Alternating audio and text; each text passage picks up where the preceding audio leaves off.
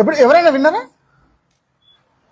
మనము చివరి రోజులలో ఉన్నామని చెప్పేసి చాలామంది పాస్టర్లు చెప్తున్నారు, చాలామంది విశ్వాసులు చెప్తున్నారు, నేను కూడా చాలాసార్లు చెప్పినాను. ఆ జ్ఞానం ఎలా వచ్చింది అంటే మనం చివరి రోజులలో ఉన్నాము, మనమే చివరి తరము, మనమే అంటే మన తరమే యేసుని కలుసుకోబోతుందని చెప్పేసి అంత ఖచ్చితంగా ఎలా చెప్పగలుగుతున్నారు అనేది మనం ఇవాళ చూసుకుందాం.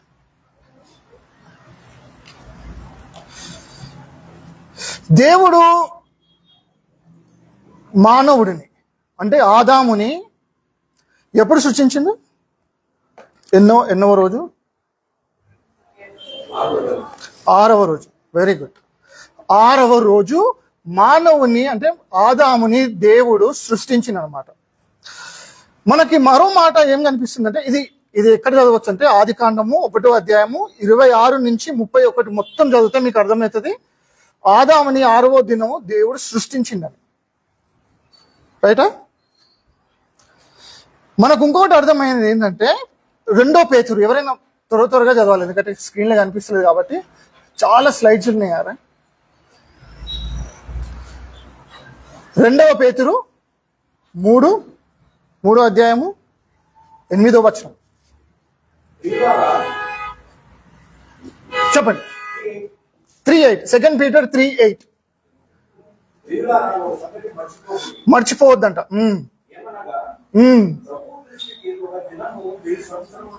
ప్రభు దృష్టికి ఏందంట? ఒక దినము 1000 సంవత్సరములు. 1000 సంవత్సరాలు ఏందంట? ఒక దినం. దాన్ని పట్టుకొని చాలా మంది స్కాలర్స్ అంటే బైబిల్ స్కాలర్స్ ఉంటారు, పండితులు, వాళ్ళు ఏమంటారంటే మానవుడు 6వ దినము చేయబడ్డాడు కాబట్టి మానవునికి దేవుడు ఇచ్చింది 6000 సంవత్సరాలు. బైబిల్ ఆధారంగా తీసుకుంటే ఇప్పుడు ఆదాము పాపం చేస్తాడు తెలుసా? ఆదాము పాపం చేస్తాం కాబట్టి మనం కూడా పాపాలు చేస్తాం. ఆయన మనం ముత్తాత అవుతాడు. ఆయన రక్తమే మనలో ప్రవేశిస్తుంది కాబట్టి. ఆదికాండము 2:17 వచనం. 2వ అధ్యాయం 17వ వచనం.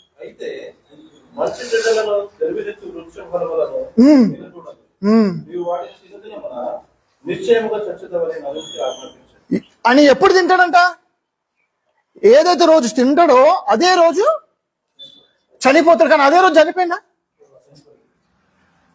మళ్ళీ దేవుని వాక్యం అబద్ధమా? 2 పేతురులో ఇక్కడ మనం ఏం చేద్దాం, దానికన్నా ముందు ఒక రోజు 1000 సంవత్సరాలతో దేవునికి దృష్టిలో అట్లా ఉంటుందట. ఆదాము ఎప్పుడు చచ్చిపోయినమ్మా? 9 ఆదికాండము 5వ అధ్యాయము 5వ వచనం. చాలా ఫాస్ట్ గా చెప్తా ఉంటారు, రాసుకునేటప్పుడు రాసుకోవచ్చు. 930 ఏళ్ళు అంటే ఆయన 1000 సంవత్సరాలు అయ్యే లోపే చనిపోయాడు. అంటే ఒక్క దినం రోజే చచ్చిపోయాడు. ఒక దినం అవ్వక ముందే చనిపోయాడు. అర్థమైందా? ఎంతమందికి అర్థమైంది? కన్ఫ్యూజ్ అనిపించిందా? దేవుడు ఏమన్నాడు? నువ్వు ఏదైతే రోజు తింటావో అదే రోజు నువ్వు చనిపోతావు. దేవుని దృష్టిలో ఒక దినం 1000 సంవత్సరాల లెక్క సమానం కదా. ఆయన అదే రోజు చనిపోలే, కానీ 1000 సంవత్సరాల లోపే చనిపోయింది. అంటే ఆ ఒక్క దినం దేవుని దృష్టిలో ఒకే ఒక దినం. అది 1000 సంవత్సరాలం అనేది ఒకే దినం. అందుకే ఆయన 930 years ఎంత 930 సంవత్సరాలు ఆయన బతికిండు. అంటే ఆ ఒక్క రోజులోనే చనిపోయిండు. దానికి అర్థం మనకి ఏమైతే అర్థమవుతుందంటే మానవుడికి దేవుడు ఇచ్చింది 6000 సంవత్సరాలు. ఆమేన్. నేను యాక్చువల్లీ మంచి బొమ్మలు వేసిన. ఆదాము నుంచి అబ్రహాము దాకా 2000 సంవత్సరాలైంది. అబ్రహాము నుండి యేసుక్రీస్తు దాకా 2000 సంవత్సరాలండి. మొత్తం ఎంత అయింది? 4000 సంవత్సరాలు. యేసుక్రీస్తు నుంచి నేడు దాకా 2000 సంవత్సరాలు అయ్యింది. మొత్తం ఎంత? 6000 సంవత్సరాలు మనము అడుగుపెట్టినాం, ముగింపుకు వచ్చేసిందంట. దాన్ని బట్టి వాళ్ళు ఏమంటున్నారంటే యేసు క్రీస్తు రాకడంటే దేవుడు మొత్తం ఎన్ని రోజులు సృష్టించిందమ్మా? 6 రోజులు మానవానికి ఇచ్చిండు. ఒక రోజు దేవుని విశ్రాంతి. ఆ 1000 ఏళ్ల పరిపాలన అంటే 6000 సంవత్సరాలు మానవుడికి 7వ దినం ఉంది కదా, అదొక 1000 సంవత్సరాలు. ఆ 1000 సంవత్సరాలు ఎవరికంట? యేసు ప్రభు 1000 ఏళ్ల పరిపాలన ఉంటది. ఆయన భూమి మీదకి వచ్చి విశ్రాంతి దినములకు. అర్థమైందా? ఆ 1000 ఏళ్ళ పరిపాలన కన్నా ముందు రాకడ ఉంది. అది ఎప్పుడు ఉందంటే 6000 సంవత్సరాల తర్వాత. చాలా మంది స్కాలర్స్ అంటారు ఇది. మన ఇండియాలో చాలా తక్కువ మందికి తెలిసేది. మీరు మీరు గూగుల్లో పోయి కొట్టండి 6000 years man can time line అని చెప్తే అందులో చాలా మంది స్కాలర్స్ చెప్తారు. వాళ్ళు మామూలు వాళ్ళు కాదు. అది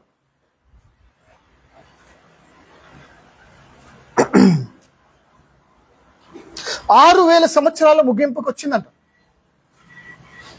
అందుకే మనం ఏమేమి చూస్తున్నాము? యేసుక్రీస్తు అన్న సూచనలు అన్ని కూడా మనం చూస్తున్నాం. ఏమేమి చూస్తున్నాము?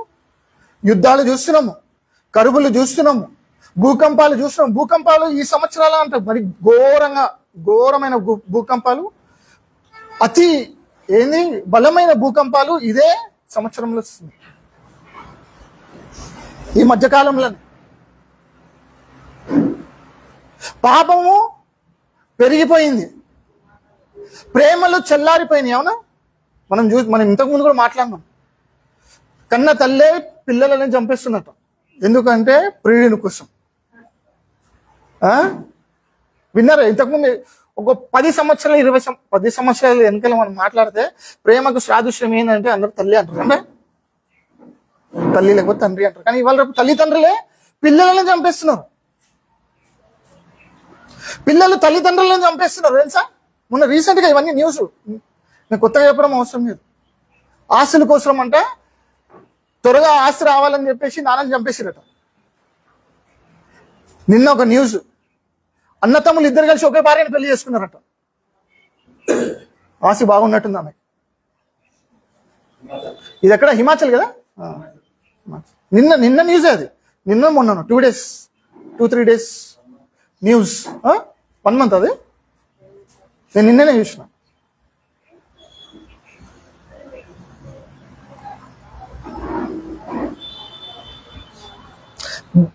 ఘోరమైన పాపాలు మన తరంలోనే చూస్తున్నాం. మనుషులను చంపేసి, భార్య భర్తలను చంపేసి, ముక్కలుగా చేసి ఫ్రిడ్జ్లలో పెట్టుకోవడము, కుక్కర్లు వేసి వండేయడము, ఎముకలను మొత్తము స్మాష్ చేసేస్తున్నారట. అదే చితగొట్టి పౌడర్ వేసేస్తున్నారట. అదేమో టూత్ పేస్ట్ అన్నట్టు.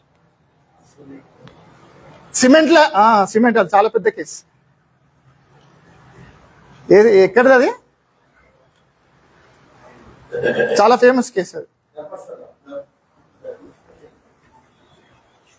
మీరట్ కదా, మీరట్ కేసు తెలుసా? ఎందుకు మనుషులు ఇంత ఘోరంగా ఉన్నారు అంటే, ఆమె భర్త అంట యూకేలో ఉన్నాడు. బయట దేశం నుండి కష్టపడి ఆమెకి డబ్బులు పంపిస్తూ వాళ్ళ లైఫ్ బాగుండాలని చెప్పేసి ఆయన అక్కడ పనిచేసి వాళ్ళ వైఫ్ కి సర్ప్రైజ్ గా ఇంటికి వచ్చిందంట. ఏమైనా బర్త్డే అని సర్ప్రైజ్ చేద్దామని చెప్పి ఇంటికి చెప్పకుండా వచ్చిండు. వచ్చినాక ఆమె వాళ్ళ బాయ్ ఫ్రెండ్స్ అని ఉందాం అంటే ఆయనకు తెలియలేదు. ఆయన పడుకున్నప్పుడు ఈయనని చంపేసిరట. చంపేసి ఆయనని ముక్కలుగా చేసి డ్రమ్లు వేసి సిమెంట్ వేసేసాడు. నీకోసం కష్టపడే వ్యక్తిని నువ్వు ఆదరించాలి కదా, ఆయన మంచి ఏంది చెడు ఏంది చూసుకోవాలి కదా. కానీ ఇక్కడ ఏమైంది? చంపేశాడు. ప్రేమ ఏమైంది? చల్లారిపోయింది. సూచన కనిపిస్తున్నా? బైబిల్ ఉన్నాయి ఇవన్నీ. 2 తిమోతిలో కూడా ఉంది. ప్రేమలు చల్లారిపోతుందని యేసుప్రభు అన్నాడు. బైబిల్ అంటుంది మనకు. భూకంపాలు చూసాం. అన్నిటికన్నా మించింది 3వ మందిరం కట్టబడుతుంది తెలుసా? ఎర్రన్న పాయల గురించి చెప్పినా నేను. ఇప్పుడు చెప్పినా? 2 సంవత్సరాల కింద చెప్పిన. వాళ్ళు తెచ్చుకున్నారు. మొన్న ఒక ప్రాక్టీస్ రన్ చేసారు. ట్రయల్ అంటారు కదా. ట్రయల్ విన్నారా? ట్రయల్ అంటే అర్థమైందా? ప్రాక్టీస్ చేస్తారు కదా. ఇప్పుడు ఏదైనా చేస్తే ఇప్పుడు క్రికెట్ ఆడేటోళ్ళు ట్రయల్ చేస్తారు, లేకపోతే బట్టలు వేసుకున్నప్పుడు ఒక ట్రయల్ చేస్తారు కదా. అట్లా వాళ్ళు ఎర్రని పేలి బలియక ముందు దాన్ని ప్రాక్టీస్ సెషన్ చేశారు అనమాట.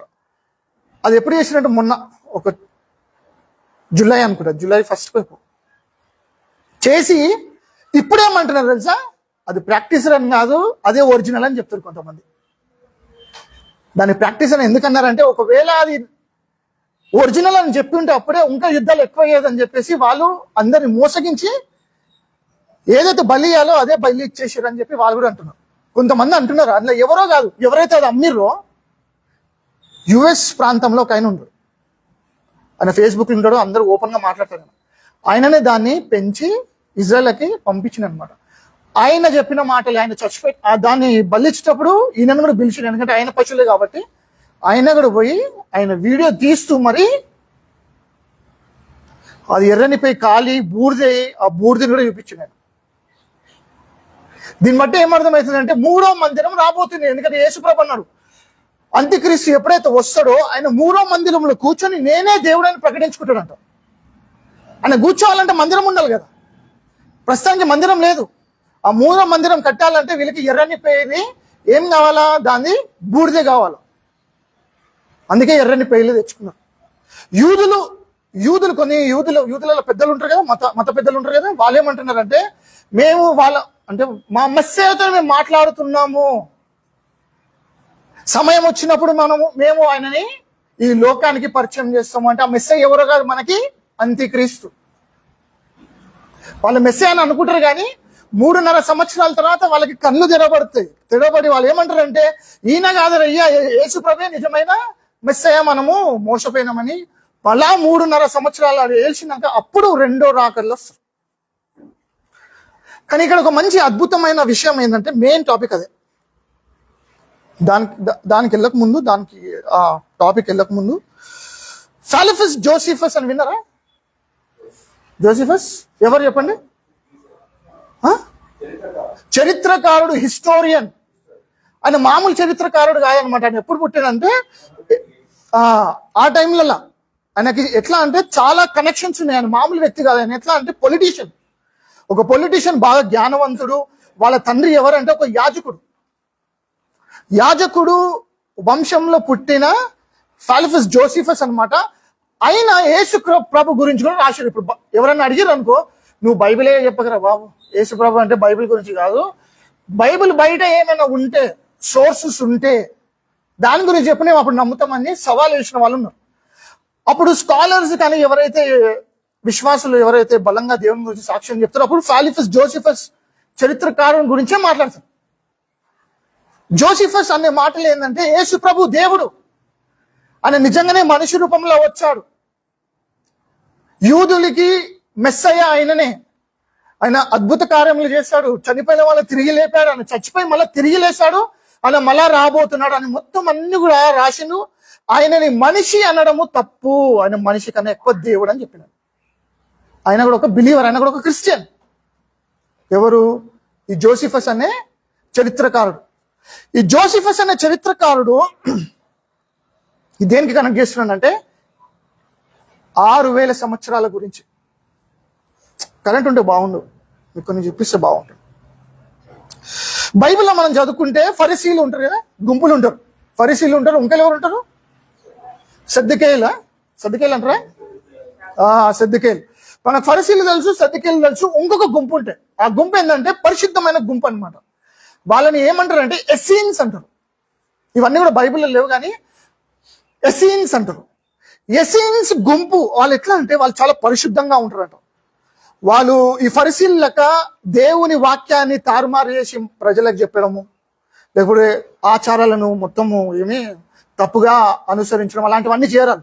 వాక్యంలో ఎట్లుండే అంటే వాళ్ళకి పాత నిబంధన తోరాల వీటిలో ఎట్లుండే అదే అనుసరించి అదే పాటిస్తారు అనమాట. వాళ్ళు ఎస్సీన్స్ అనమాట. వాళ్ళు ఎట్లా అంటే సిటీ నుంచి దూరంగా ఉంటారు, వాళ్ళు పాపం నుంచి దూరంగా ఉంటారు. ఎవరైతే దేవుళ్ళ నడవలు లోకం నుంచి దూరంగా ఉంటారు అనమాట. అలాంటి గుంపు నుంచి వచ్చిన వాడే ఎవరు? బాప్తిజం ఇచ్చే యోహాను. ఎస్సీన్లు అంటే వాళ్ళు పెళ్లిళ్ళు కూడా చేసుకోరు. వాళ్ళు ఏం చేస్తారంటే పిల్లలని పెంచుకుంటారు. అంటే వీళ్ళు ఉంటారు కదా ఆర్ఫనేజ్, అర్థమైందా? ఆర్ఫనేజ్ నుంచి పిల్లలు వాళ్ళు పెంచుకుంటారు, వాళ్ళని తెచ్చుకొని పెంచుకుంటారు. వాళ్ళు ఎసీన్స్ అంటారు. ఎసీన్స్ ఎక్కడ ఉంటుందంటే కుమ్రాన్ అని ఒక ప్రదేశంలో ఉంటుంది. ఆ కుమ్రాన్ అనే ప్రదేశంలో వీళ్ళు నివసిస్తూ వాళ్ళు చాలా దేవుడు వాళ్ళకి ఇచ్చిన జ్ఞానంతో వాళ్ళు కొన్ని ప్రవచించారు అనమాట. ఏమని ప్రవచించారంటే మెస్సయ్య రాబోతున్నాడు, ఆ మెస్సయ్య ఎవరో కాదు, దేవుడే స్వయంగా మనిషి రూపంలో వస్తున్నాడు. యూదులు ఎరగలేదు, ఎందుకంటే వాళ్ళు పరిశుద్ధంగా జీవించలే, దేవుని సత్యము కోసం వాళ్ళు ఎదురు చూడలేదు, కాబట్టి వాళ్ళకి బయలుదేరపడలేదు. ఎసీన్స్ కి దేవుడు ఇచ్చండి, వాళ్ళు రాసుకున్నారు వాళ్ళ డాక్యుమెంట్స్ లో. వాళ్ళు ఇంకో మాట ఏమన్నారంటే యేసు మెస్సయ్య ఎవరైతే వస్తారో ఆయన 32 సంవత్సరాల అంటే క్రీస్తు శకంలో వస్తాడు, 32 AD ఆయన వస్తాడని రాశారు. వాళ్ళు రాసిన ప్రవచనాలు ఏవైతే ఉన్నాయో, కొన్ని ఏవైతే రాసుకున్నారో వాళ్ళు 100% అన్ని కూడా నెరవేరినాయి అంట. వాళ్ళకి ఎప్పుడైతే సువార్త అందిందో పేతురు, కొంతమంది ఏమంటారు అంటే స్కాలర్స్, పెంతెకోస్తు దినాన పేతురు వచ్చింది కదా, బోధించింది కదా, ఆ ఆయన బోధన చేసినప్పుడు అప్పుడు అక్కడ ఉండే కొంతమందిలో ఎస్సీన్స్ కూడా ఉండే. వాళ్ళు ఎప్పుడైతే సువార్తని విన్నారో వాళ్ళు సంతోషం పడి మేము ఎదురు చూసింది ఈయన కోసమే అని చెప్పి వాళ్ళకి తెలుసంట. యేసు ప్రభుని చూస్తున్నారంట. ఆయన సూచక్రియలు చేసేది చూస్తున్నాడు, ఆయన చెప్పిండు నేను చచ్చిపోయి తిరిగి లేస్తా అని చెప్పి వేచి చూస్తున్నారంట. ఎందుకంటే మాకు దేవుడు మాట్లాడింది కదా, ఆయన తిరిగి లేస్తాడు అంటే పాప పరిష్కారం చేస్తాడు, 32 AD చేస్తాడు అని. ఆయన చచ్చిపోయి తిరిగి లేచి సాక్ష్యము పేతురు ఇచ్చినప్పుడు వీళ్ళు దాన్ని నమ్మి వాళ్ళే వెళ్ళి సంఘాలు నిర్మించి స్టార్టింగ్ చర్చెస్ వాళ్ళే స్టార్ట్ చేశారు. ఇవన్నీ ఎర్లీ చర్చ్ ఫాదర్స్, ఇవన్నీ కూడా మీరు బైబిల్ కాలేజీలో పోతే మీకు కొన్ని నాలెడ్జ్ వస్తుంది. ఎర్లీ చర్చ్ ఫాదర్స్ ఈ ఎసెన్స్ ఏమన్నారంటే యేసు ప్రభు అంటే మెస్సయ్య, అప్పుడు వాళ్ళకి యేసు ప్రభు అని తెలియదు కానీ మెస్సయ్య 32 సంవత్సరం అంటే 32 AD క్రీస్తు శకం ఆయన వస్తాడు, పాప పరిహారం చేస్తాడు అని చెప్పారు. ఎగ్జాక్ట్ గా 32 AD అంటారు చాలా మంది. తెలుసా యేసు ప్రభు చనిపోయి తిరిగి లేచింది? 32. కొంతమంది ఏమంటారు 32 to 33 మధ్యలో అంటారు. ఇప్పుడు ఈ ఎసెన్స్ గురించి ఇంత ఖచ్చితంగా మనం ఎందుకు అంటే నమ్మాలని చెప్తలేను నేను, కానీ నీకు బ్యాక్గ్రౌండ్ ఇస్తున్నా ఒక స్ట్రాంగ్ ఆర్గ్యుమెంట్ కోసం. ఈ చరిత్రకారుడు అన్నాను జోసిఫస్ ఆయన బుక్ లో రాశాడు, నాకు కూడా ఉంది ఆ బుక్, నేను కూడా చదివిన. ఆయన ఏమన్నాడంటే వీళ్ళు ఫరిసీలు సద్దూకీయులకు కాదు, వీళ్ళు చాలా పవిత్రమైన గుంపు ఎస్సీన్లు అన్నవాళ్ళు. వాళ్ళు ఎలా అంటే ఎప్పుడు ప్రార్థనల్లో వాక్యంలో పరిశుద్ధమైన ప్రవక్తలు ఏమైతే ప్రవచించారో దాని మీదనే వాళ్ళు ధ్యానిస్తూ పాటిస్తూ జీవిస్తూ దాని తర్వాత బోధిస్తారట. ఇది ఎవరు అని ఆయన అన్నాడు. జోసిఫస్, మీరు గూగుల్లో ఎప్పుడు కొట్టినా మీకు కనిపిస్తుంది. Josephus the war of juice అని ఉంటుంది, బుక్ 2 చాప్టర్ నంబర్ 8. అక్కడ పాయింట్స్ ఉంటాయి, 119 పాయింట్ అని. పాయింట్స్ వర్సెస్ అంటారు వాళ్ళకి మనకు తెలియదు కానీ పాయింట్స్ లాగా రాస్తారు. 119 అక్కడి నుంచి మీరు చదువుకుంటూ పోతే ఆయన అక్కడ పెట్టేది. ఎందుకంటే జోసిఫస్ మామూలు వ్యక్తి కాదు. జోసిఫస్ వల్ల చాలా మంది క్రైస్తవుల్లా మారింది తెలుసా, చాలా మంది క్రైస్తవుల్లా మారి.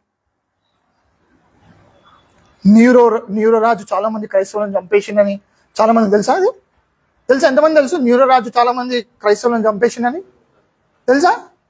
ఎర్లీ చర్చ్ ఆ జ్ఞానం ఈ లోకానికి ఎట్లా వచ్చింది? జోసిఫస్ రాసింది కాబట్టి మనకి బోధలలో చెప్తుంటారు. అట్లా అనేకమైన రాసిండు. ఎసెన్స్, ఇప్పుడు ఎసెన్స్ ఏమన్నారు తెలుసా? మానవుడిని చివరి రోజులు ఎప్పటి నుంచి ప్రారంభం అంటే 20-25 సంవత్సరం నుంచే అని అంటున్నారు. నా పాయింట్ అక్కడికి తీసుకొస్తున్నా.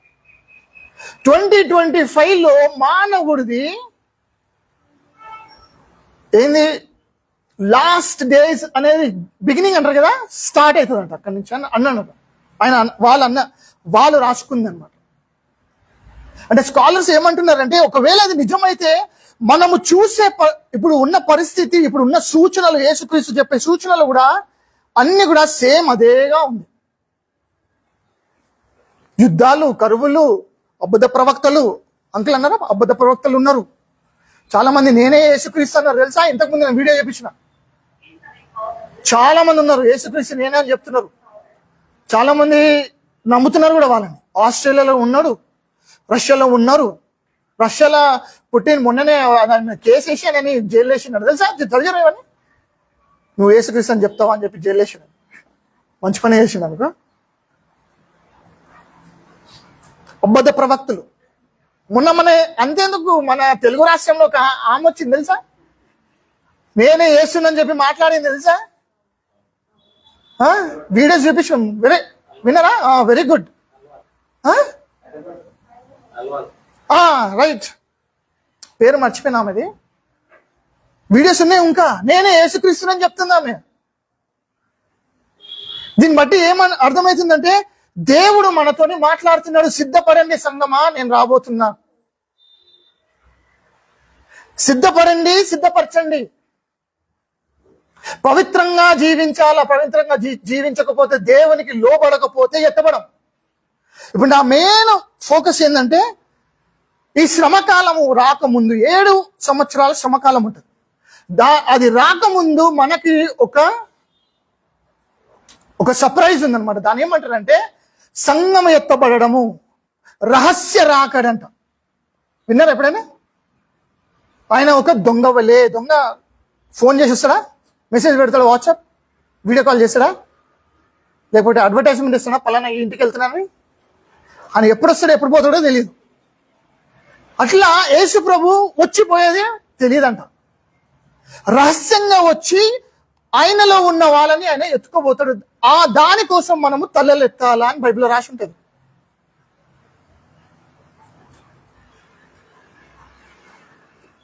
కొన్ని చూపిస్తున్నాం మేము. కానీ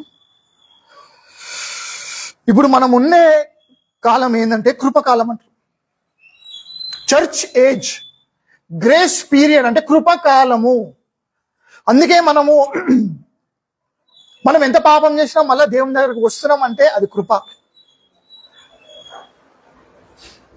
మళ్ళా మనం వాక్యాలు వింటున్నాము, మళ్ళా మనకి ఏంది హెచ్చరికలు వస్తున్నాయి అంటే అది కృప. దేవుని కృపలో ఉన్నాం.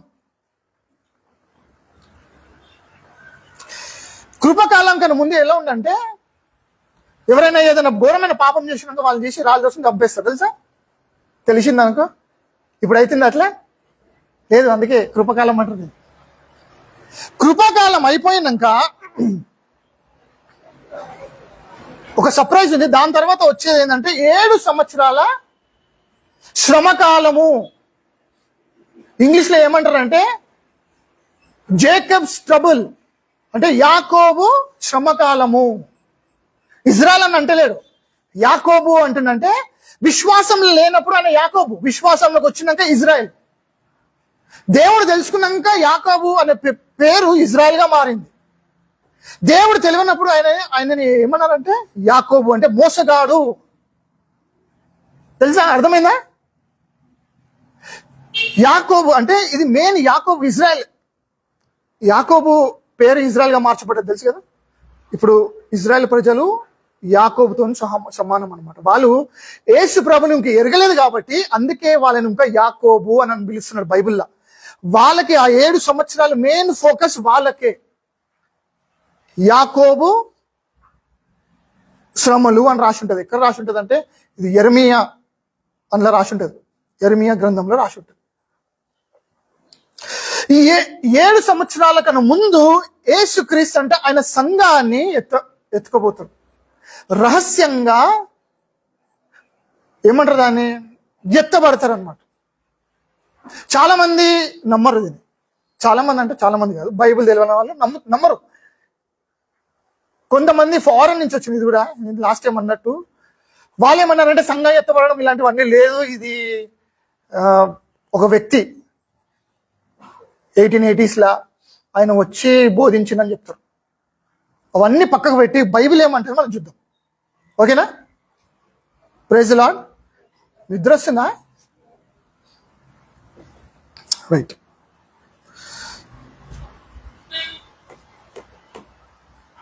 మొదటి కొరింథీ 15వ అధ్యాయము 51 to 52, 51 నుండి 52 చదవండి. ఒక మర్మం అంట. ఒక మర్మము ఎవరు చెప్తున్నాడు? పౌలు చెప్తున్నాడు. చెప్పండి.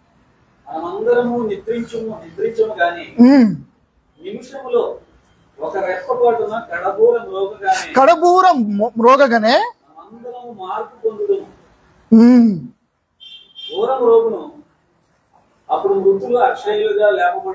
అవును, ఇదిగో ఒక మర్మం అన్నాడు. మర్మం అంటే ఇంకో విషయంలో మాట్లాడుకుంటే రహస్యము. ఇప్పుడు సంఘం ఎత్తబడడం లేకపోదు అనుకున్నాం. సంఘం ఎత్తబడడం లేదు, ఆయన రెండో రాకట్లేనే వస్తున్నాడు. అంటే మనం కూడా సంఘం కూడా శ్రమకాలంలో పోతున్నామని అనుకుందాం. యేసు ప్రభు ఆల్రెడీ అన్నాడు కదా, నేను రాబోతున్నాను, నేను వస్తే మేఘాలన్నీ కూడా చీలిపోయి వస్తుంది, దాని తర్వాత సూర్యుడు నక్షత్రాలు ఇవన్నీ కూడా పడిపోతే చీకటి అయిపోతుంది, దాని తర్వాత మనిషి కుమారుడు వెలుగు వల్లే వస్తాడు అన్నాడు. అవునా? అవన్నీ యేసు ప్రభు చెప్పేసిండు. మళ్ళా మర్మం అంటాడు ఏంది ఈయన? ఇప్పుడు ఒకరు చెప్పేసినాక అది రహస్యం కాదు. యేసు ప్రభు ఆల్రెడీ చెప్పేసింది అని నువ్వు మళ్ళా దాన్ని రహస్యం అని చెప్తే అది చెల్లదు. అవునా? మళ్ళీ ఏ మర్మం గురించి చెప్తున్నాడు ఈయన చూద్దాం.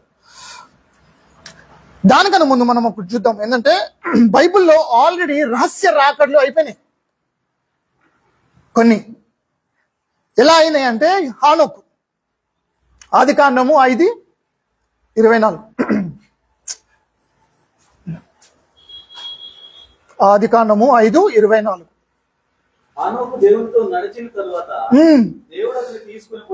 దేవుడు అతన్ని తీసుకొని పోయాను. హెబ్రూలకు రాసిన పత్రిక 11:5, 11:5 హెబ్రూలకు.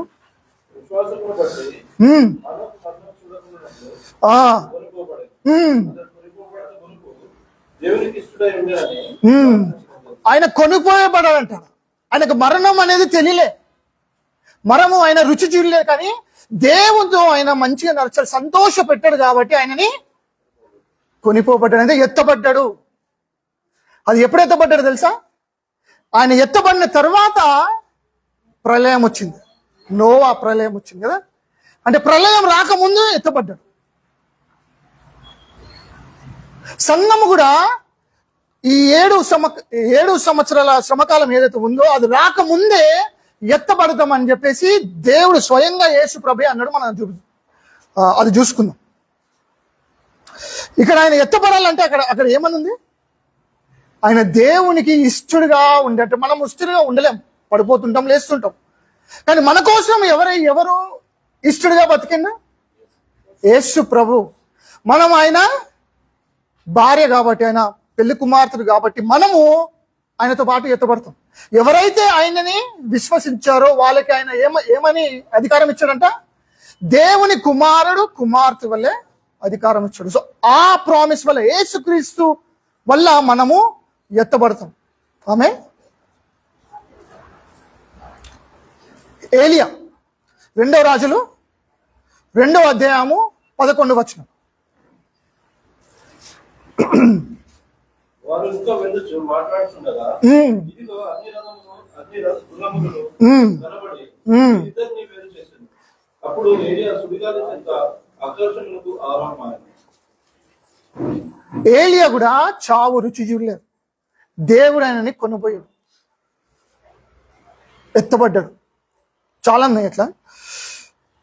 ఫిలిప్పు అపోస్తుల కార్యములు 8వ అధ్యాయము 38 నుంచి 39 దాకా. అపోస్తుల కార్యములు 8వ అధ్యాయము. అంతటా ఫిలిప్పు అతనికి బాప్తిస్మం ఇచ్చెను. వారు నీళ్ళలో నుండి బయటకు వచ్చినప్పుడు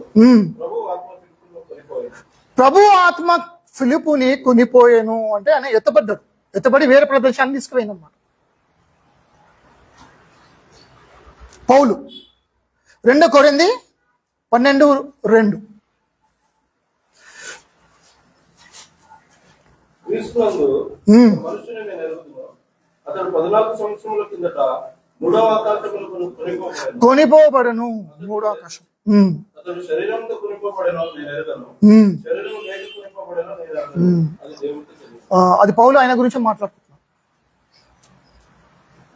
యోహాను ప్రకటన గ్రంథము 14:1 4:1 14 సారీ ప్రకటన గ్రంథము 4. ఈ సంగతులు జరిగిన తరువాత నేను చూడగా అదిగో పరలోకమందు ఒక తలుపు తెరవబడి ఉండెను. మరియు నేను మొదట వినిన స్వరము దూరధ్వని వలె నాతో మాట్లాడగా వింటిని. ఆ మాట్లాడిన వాడు ఇక్కడికి రా అనగానే ఇక మీదట జరగవలసిన వాటిని మీకు తెరవచ్చుదనని. ఇక్కడ రా అనగానే నెక్స్ట్ మూమెంట్ ఆయన ఎక్కడున్నాడంటే పరలోకంలో ఉన్నాడు. దేవుని సింహాసనము చూస్తున్నాడు. ఒకరోజు యేసు ప్రభు ఆయన మేఘాలు వచ్చినప్పుడు ఇక్కడ రా అనగానే మనము లేస్తాం. కానీ మనకన్నా ముందు ఎవరైతే మృతులుగా ఉన్నారో, మనకన్నా ముందు చనిపోయారో, మన దేవునిలో విశ్వాసులు ఎవరైతే చనిపోయారో వాళ్ళు మొదట లేస్తారట. యేసు ప్రభు అన్నాడు కదా, ఏమని అన్నాడు 5వ అధ్యాయంలో యోహాను సువార్తలో అక్కడ రాసి ఉంటుంది. అక్కడ ఏమని రాసి ఉంటుంది అంటే ఆయన స్వరము విని మృతులో నుంచి వాళ్ళు ఫస్ట్ లేస్తారట. యేసు ప్రభు స్వరము అంత పవర్ఫుల్. చనిపోయిన ఎముకలు, లేని శరీరము, కుళ్ళిపోయిన శరీరం ఉండదు కొంతమందికి, అంతే ఎండిపోయింది, చచ్చిపోయి ఏమంటారు దాన్ని, పురుగులు తినేసి ఉన్న చర్మము యేసు ప్రభు స్వరము వినంగానే లే అనగానే అన్ని ఒకటేసారి వచ్చి రెప్పపాటున మారిపోతుంది. రెప్పపాటున ఒక మొబైల్ ఫోను అసెంబుల్ చేయాలంటే ఎంతో టైం పడుతుంది. మనిషి బాడీ చాలా కాంప్లెక్స్ తెలుసా. మన డిఎన్ఏను లెక్క చేయాలంటే, కళ్ళు ఉన్న నరాలు లెక్కలు చేయాలంటే ఇక అంతేందుకు మన నెత్తి మీద ఎంటికలు మనకే తెలియదు. నాదైతే ఈజీగా చెప్పొచ్చు ఏం లేదని. మీ నెత్తి మీద ఎంటికలు మీరు లెక్క పెట్టచ్చా? ఇప్పుడు ఒకవేళ ఒక మనిషిని తయారు చేయమంటే ఆ ఎంటికలు ఒక్కొక్కరు పెట్టనీకే 5 సంవత్సరాలు అయిపోతాయి. అట్లా ఒకే మాటల చచ్చిపోయిన వాళ్ళు, ఎండిపోయిన ఎముకలు అన్ని కూడా దగ్గరకు వచ్చి మాంసము, శరీరము, మళ్ళా రక్తం అన్ని కూడా దగ్గరకు అయిపోయి మనిషి రెప్పపాటులో మారిపోతాడంట. అంటే అంత పవరు దేవుని వాక్యం, యేసు ప్రభు వాక్యం అంత పవర్ఫుల్. 2 సాక్షులు కూడా ఎత్తబడ్డారు. ఇది మన ప్రకటన గ్రంథము, మీరు ఇంటికి వెనక చదువుకునే 11 అధ్యాయంలో ఉంటారు. ఇప్పుడు మెయిన్ 1 తెస్సలోనిక 4వ అధ్యాయము 13 నుంచి 19 దాకా చదవండి. సహోదరులారా, నిరీక్షణ లేని ఇతరుల వలె మీరు దుఃఖపడుతున్న నిమిత్తము నిద్రించుచున్న వారిని గురించి మీకు తెలియకుండా మాకు ఇష్టం లేదు. యేసు మృతి పొంది తిరిగి లేచెనని మనము నమ్మినట్లా అదే ప్రకారము యేసునందు నిద్రించిన వారిని దేవుడు ఆయనతో కూడా వెంటబడుతూ వచ్చును. యేసులో నిద్రించిన వాళ్ళంటే యేసు ప్రభులో నమ్మకం ఉంచి చనిపోయిన వాళ్ళు ఉన్నారు కదా. క్రైస్తవులు చనిపోయినప్పుడు చనిపోయినని చెప్పరు, నిద్రించినారు, గాఢ నిద్రలో ఉన్నారన్నమాట. ఆ నిద్ర నుంచి అలారం ఎప్పుడు మోగుతుందంట? ఆయన స్వరం విన్నప్పుడు. అలారం అదే. అవును, మనం చనిపోతున్నాం మనం అనుకుంటాం, కానీ దేవుని దృష్టిలో వాళ్ళు నిద్రపోతున్నారు. వాళ్ళు ఒకే ఒక అలారంకి లేస్తారు, యేసు ప్రభు స్వరము. అభూర ధ్వని అంటారు కదా, ఆ బురూర ధ్వని అంటే ఏదో కాదు, యేసు ప్రభు స్వరమే. అందుకే యోహాను ప్రకటన గ్రంథం ఏమన్నాడు? ఆయన నాతో మాట్లాడుతున్నగా బూర ధ్వనిలాగా అనిపిస్తుందట, బూర శబ్దములాగా అనిపిస్తున్నాయి. చాలా పవర్ఫుల్గా ఉంటుంది. చదవండి. మేము ప్రభు మాటను బట్టి ఇది ఎవరిస్తున్నారు? ఈ రహస్యం ఎవరిస్తున్నాడు? ప్రభువే ఇస్తున్నాడు. చెప్పండి. ప్రభు రాకడ వరకు సజీవులమై నిలిచి ఉండే మనము నిద్రించిన వారి కంటే ముందుగా ఆయన సన్నిధిని చేరము. మనం చేరమంట ఫస్ట్. ఆర్భాటముతోను ప్రధాన దూత శబ్దముతోను దేవుని దూతతోను పరలోకము నుండి ప్రభు దిగి వచ్చును. క్రీస్తునందు మృతులైన వారు మొదట లేచెదరు. ఆ మీదట సజీవులమై నిలిచి ఉండే మనము వారితో కూడా ఏకముగా ప్రభువును ఎదుర్కొన్నట్టు ఆకాశ మండలంలో మేఘల మీద కొనిపోబడి ఎక్కడ కలుసుకుంటున్నాం ఆయనని? మేఘాల్లో కలుసుకుంటున్నాం.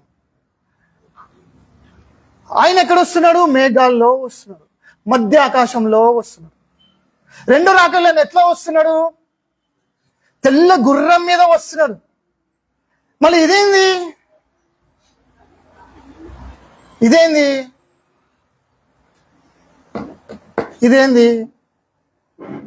ఇదే రహస్యం. ఇంకా చూపిస్తాం. 2 తెస్సలోనిక 2వ అధ్యాయము 1 నుంచి 8.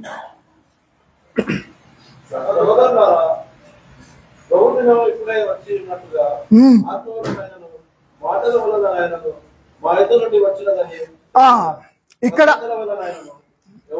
చెప్పినట్లా మీరు త్వరపడి చంచల మనస్కులై కాకుండా బెదరుకున్న వలనని మన ప్రభు అయిన యేసుక్రీస్తు రాకడను బట్టి మనము ఆయన యొక్క కూడుకున్నటను బట్టి మిమ్మల్ని వేడుకొంటున్నాం. ఓకే, ఇక్కడ ఏమైతుందంటే ఇప్పుడు 1 తెస్సలోనిక ఆయన పత్రిక ఎందుకు రాస్తుందంటే ఆ సంఘంలో చాలా మంది చనిపోయారు అనమాట. వాళ్ళ ప్రియులు చనిపోయారు, వాళ్ళ తోటి విశ్వాసులు చనిపోయినప్పుడు వాళ్ళకు బాధలో ఉన్నప్పుడు రాస్తుంది. ఏమని రాస్తుందంటే మీరు భయపడకండి, చనిపోయిన వాళ్ళు చనిపోలేదు, వాళ్ళు మనకన్నా ముందు వాళ్ళు లేస్తారు, వాళ్ళ తర్వాత మనం లేస్తాము, దేవుణ్ణి మధ్య ఆకాశంలో కలుసుకుంటాము. సో మీరు బాధపడకండి, మళ్ళా మనం కలుసుకుంటాము, మళ్ళా ఎప్పటికీ కలుసుకొని ప్రభుతో ఉంటాము అంటే మనకి మన పునరుద్ధానము ఉంది, మీరు బాధపడకండి అని అదొక లెటర్. సెకండ్ లెటర్ ఈ సెకండ్ లెటర్ మెయిన్ ఫోకస్ ఏంటంటే దేవుని రాకడ ఆల్రెడీ వచ్చేసిందని అనుకుంటున్నారు. వాళ్ళు ఏమనుకుంటున్నారంటే దేవుని రాకడ వచ్చేసింది, మన సంఘము విడువబడ్డది అని అనుకుంటున్నారు. అప్పుడు పౌలు వాళ్ళకి రాస్తూ ఏమన్నాడంటే మీరు భయపడకండి అమ్మా, ఏదో ఎవరో లెటర్ ఇచ్చిరని ప్రవచనం ఇచ్చిరని మీరు విలువబడ్డారని అనుకోకండి. ఎందుకంటే ఆ టైంలో ఆ సమయంలో ఏమైందంటే ఎవరో అంత్యక్రీస్తులక వచ్చి వాళ్ళని ఇబ్బంది పెడుతున్నారు. మీరు హిస్టరీ చూస్తే అంత్యక్రీస్తు ఎవరైతే నిజమైన అంత్యక్రీస్తు ఇప్పుడు వస్తాడో ఆయన వల్లే చాలా మంది ఛాయలు ఉంటారు తెలుసా. ఫరో ఒక అంత్యక్రీస్తు, హెరోడ్ ఒక అంత్యక్రీస్తే. హిస్టరీ చూసుకుంటే బ్రదర్ అట్లా చాలా మంది విశ్వాసులని చంపడం కానీ, ఇబ్బంది పెట్టడం కానీ, పర్సిక్యూషన్ చేయడం కానీ చేసిన వాళ్ళు అంత్యక్రీస్తే అనబడతారు. బైబిల్లో రాసి ఉంది, 2 యోహాన్లో కూడా ఇప్పుడు కూడా చాలా మంది అంత్యక్రీస్తులు ఉన్నారని రాసి ఉంటుంది. నిజమైన అంత్యక్రీస్తు రాకముందు ఛాయలు అన్నమాట ఇది. అయితే అప్పుడు ఈ 2వ పత్రిక రాసినప్పుడు తెస్సలోనిక సంఘం ఏమైపోయిందంటే కలవరపడిపోయారు, మనం విడిపోయినామేమో అని భయపడుతుంటే అప్పుడు ఈయన రాసే లెటర్ అన్నమాట. ఆ లెటర్ లో ఏమంటున్నాడంటే ఆ దినము ఊరికేనే రాదు, అది రాకముందు ఏం జరగాలనేది రాస్తాడు. చదవండి ఇప్పుడు చదవండి.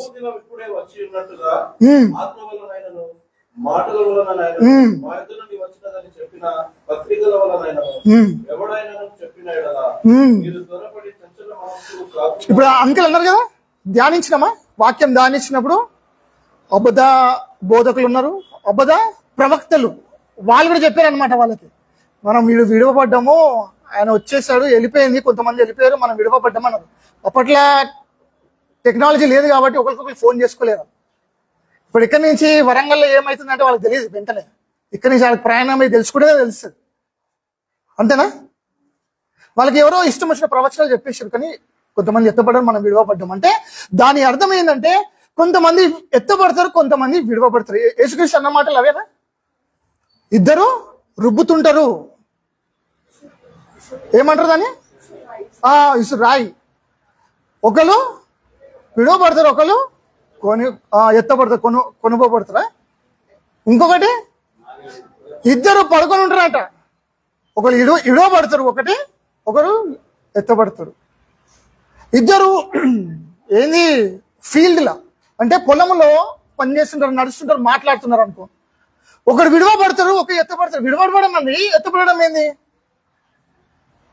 అర్థమైందా? చదవండి. మీరు త్వరపడి చంచల మనస్సులు కాకుండా వలనని బెదరకుండా వలనని మన ప్రభు అయిన యేసుక్రీస్తు రాకడను బట్టి మనము ఆయన యొక్క కూడుకున్నటను బట్టి మిమ్మల్ని వేడుకుంటున్నాము. మొదట భ్రష్టత్వము సంభవించి, మొదట భ్రష్టత్వము అంటే పాపము విశ్వాసంలో ఉన్న వాళ్ళు విశ్వాసం నుంచి పడిపోవడము, లేదా పాపం అనేది ఎక్కువైపోతుంది, అబద్ధ బోధకులు ఎక్కువైపోతారు. చర్చిలోనే క్లబ్ కల్చర్ వచ్చేస్తుంది. చింగ్ అని లైట్లు కొడతా ఉంటారు, డాన్సులు వేస్తూ ఉంటారు, పొగలు వేస్తూ ఉంటారు, చర్చ్ అంటారు దాన్ని. అర్థమైందా?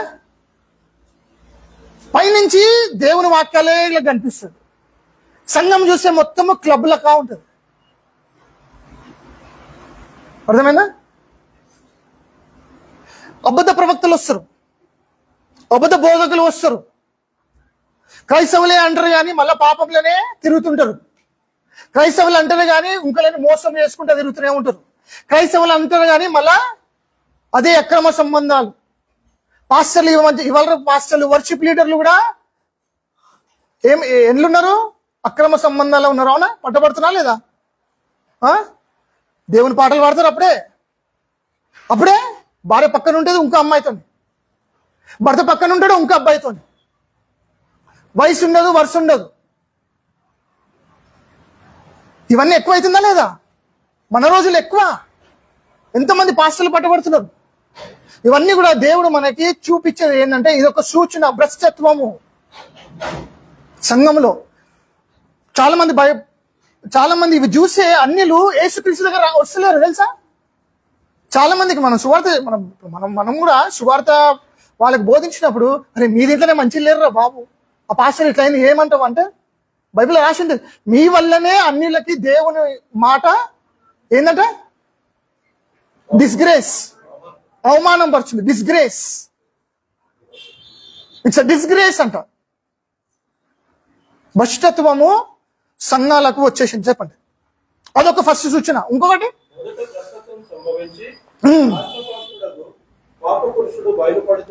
పాప పురుషుడు అంటే అంత్యక్రీస్తు బయలుపడితే గాని ఆ దినము రాదు. మళ్ళీ నెక్స్ట్ ఏది దేవుడనబడునో ఏది పూజింపబడునో దానినంతటిని ఎదురించుచు దానికంతటికి పైగా వాడు తన్ను తాను హెచ్చించును.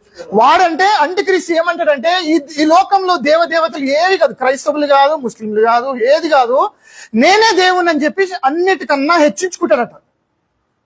చెప్పండి. తాను దేవుడనని తన్ను కనపరుచుకొనుచు దేవుని ఆలయంలో అంటే దేవుని మూడో మందిరంలో కూర్చున్నారు. ఇప్పుడు ఆలయం ఉందా? ఏడా? ఇజ్రాయెల్లో లేదు, కడదామని ఉందా? అందుకే ఎర్రని పైన వాళ్ళు బదిలిస్తారు. అంటే మూడో మందిరం రావాలా? ఎందుకంటే అందులో కూర్చొని ఆయన తనకు తానే ఆయన హెచ్చించుకుంటాడు అనమాట. హెచ్చించుకొని ఏమంటాడంటే నేనే దేవుణ్ణి, ఎవరు దేవుడు కాదంటాడట. అప్పుడే వీళ్ళకి బలుపు వెలుగుతుంది. ఎవరికి? యూదులకి. అది వీడే దేవుడు అంటాడు ఏంది? సో దీన్ని బట్టి మనకి ఏమర్థం అంటే మూడో మందిరం రాబోతుంది. అది వస్తేనే ఏమైతుంది? అంత్యక్రీస్తు దానిలో కూర్చొని నేనే దేవుడు అని చెప్పుకుంటాడు. ఒక పాయింట్ మనకు దొరికింది. చెప్పండి. దేవుని ఆలయంలో కూర్చున్నాడు కనుక ఏ విధముగానైనను దేవుడును మిమ్మల్ని మోసపరచనీయకుడి. నేను ఇంతలో మీ వద్ద ఉన్నప్పుడు ఈ సంగతులను మీతో చెప్పిన పౌలు ఆల్రెడీ చెప్పిందంటే ఇవన్నీ వాళ్ళు మర్చిపోయారు. ఇప్పుడు ఈ సండే నేను చెప్తున్నా, వచ్చే సండేలో మర్చిపోతారు మీరు. అవునా? వచ్చే సండే కాదులే, రేపే మర్చిపోతామంటారేమో. అంత దూరం వద్దు, రేపే మర్చిపోతామని చెప్పి పౌలు ఇవన్నీ కూడా చెప్పిందంటే వాళ్ళు మర్చిపోయారట. మర్చిపోయి భయపడ్డారు, మేము విడవబడ్డామేమో, అందుకే మాకు ఇవన్నీ కష్టాలు, పర్సిక్యూషన్, అందుకే వాళ్ళ చంపనీకి చూస్తున్నాం మమ్మల్ని. చదవండి.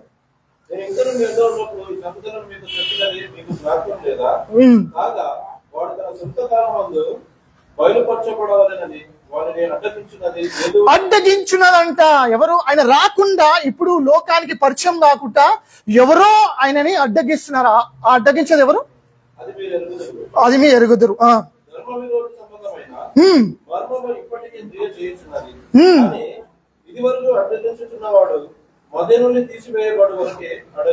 అడ్డగిస్తున్నాడంట. ఎవరిని అడ్డగిస్తున్నారు? అంత్యక్రీస్తు ఈ లోకానికి పరిచయం కాకముందు, ఆ శ్రమకాలం రాకముందు ఎవరో అడ్డగిస్తున్నారంట. ఎవరు అడ్డగిస్తున్నారు? పరిశుద్ధాత్మ. పరిశుద్ధాత్మ ఎవరిలో ఉన్నారు? సంఘంలో ఉంది. మళ్ళా చదవండి ఆ మాటలు.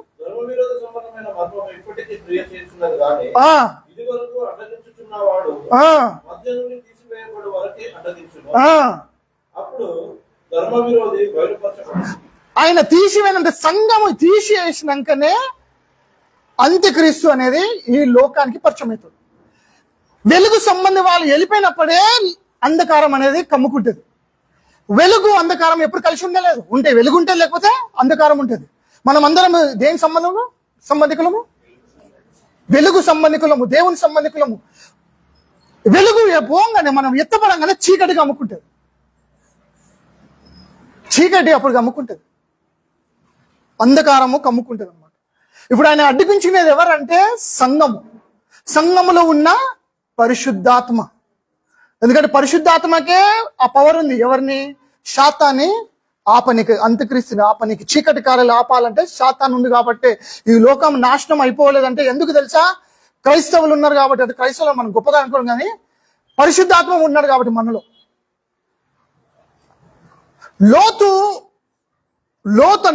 లోతు సోదమ గురువు పట్టణానికి బయటకు పోయేదాకా దాన్ని నాశనం చేయలేదు. ఆయన ఎప్పుడైతే ఆయన చేతులు పట్టుకొని బయటికి తీసుకుపోయిందో దూతలు, అప్పుడు పైనుంచి కురవడం స్టార్ట్ అయింది. సంఘం ఎత్తపడాలా, అప్పుడే శ్రమకాలం అనేది వస్తుంది. మనం ఆ రోజుల్లో ఉంటాం. 1 కొరింథీ 15:51-52 15వ అధ్యాయము. త్వరగా చేద్దాము, స్క్రీన్ ఉంటే అయిపోతుంది ఇప్పటికల్లా. మర్మము ఇది ఇంతకుముందు కూడా చూసినాం. చెప్పండి. నిమిషంలో ఒక్క రెప్పపాటులా కడబ్రువగా మోరగా. ఇదే ఇంతకు ముందు మనం చదివింది కూడా అదే. ఇక్కడ ఒకటో ఏంది తెస్సలోనికలు, అవునా? మనం అందరం అది, మీరు భయపడకండి, మీ వాళ్ళు చచ్చిపోయారని మీరు బాధపడకండి. ఏమవుతుంది? మృతిలో ఉన్న వాళ్ళు ఫస్ట్ లేస్తారు. ఎప్పుడు లేస్తారు? కడబూర మోగినప్పుడు. సేమ్ అదే అంటాడు, రెప్పపాటులో అయిపోతుంది అంటారు. రెప్పపాటు కొట్టంగానే మనం ఇక్కడ ఉన్నామో సడన్ గా పరలోకంలో ఉంటాం. అంటే మధ్య ఆకాంక్షలో యేసు ప్రభుని చూస్తాం. ఇప్పుడు ఎన్నిసార్లు కొట్టిందచ్చు మనము? కొన్ని వేల సార్లు కొట్టిందచ్చు మనం, పొద్దున్న నుంచి లక్షల సార్లేమో. అంత త్వరగా జరగబోతుంది. లూకాసు వార్త, ఇది యేసు ప్రభు అన్న మాటలు వినండి బాగా. లూకాసు వార్త చదవండి.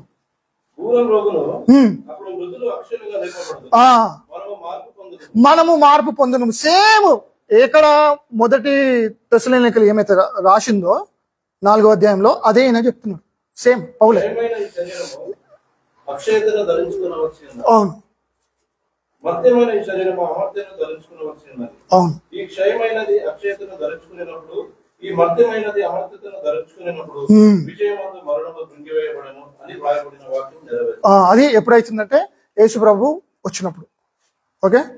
లూకాసు వార్త 21వ అధ్యాయము 34-36 వచనాలు. ఇది చదవండి. ఇది చాలా ఇదిగా చదవండి, ఎందుకంటే ఇది యేసు ప్రభు చెప్పిన మాటలు. ఇంతకు ముందు ప్రభువులు చెప్పిన మాటలు, ఇప్పుడు యేసు ప్రభు చెప్పిన మాటలు.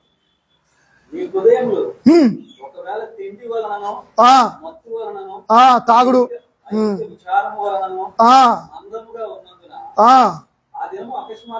ఆ దినము అకస్మాత్తుగా వస్తుందట. రాకుండా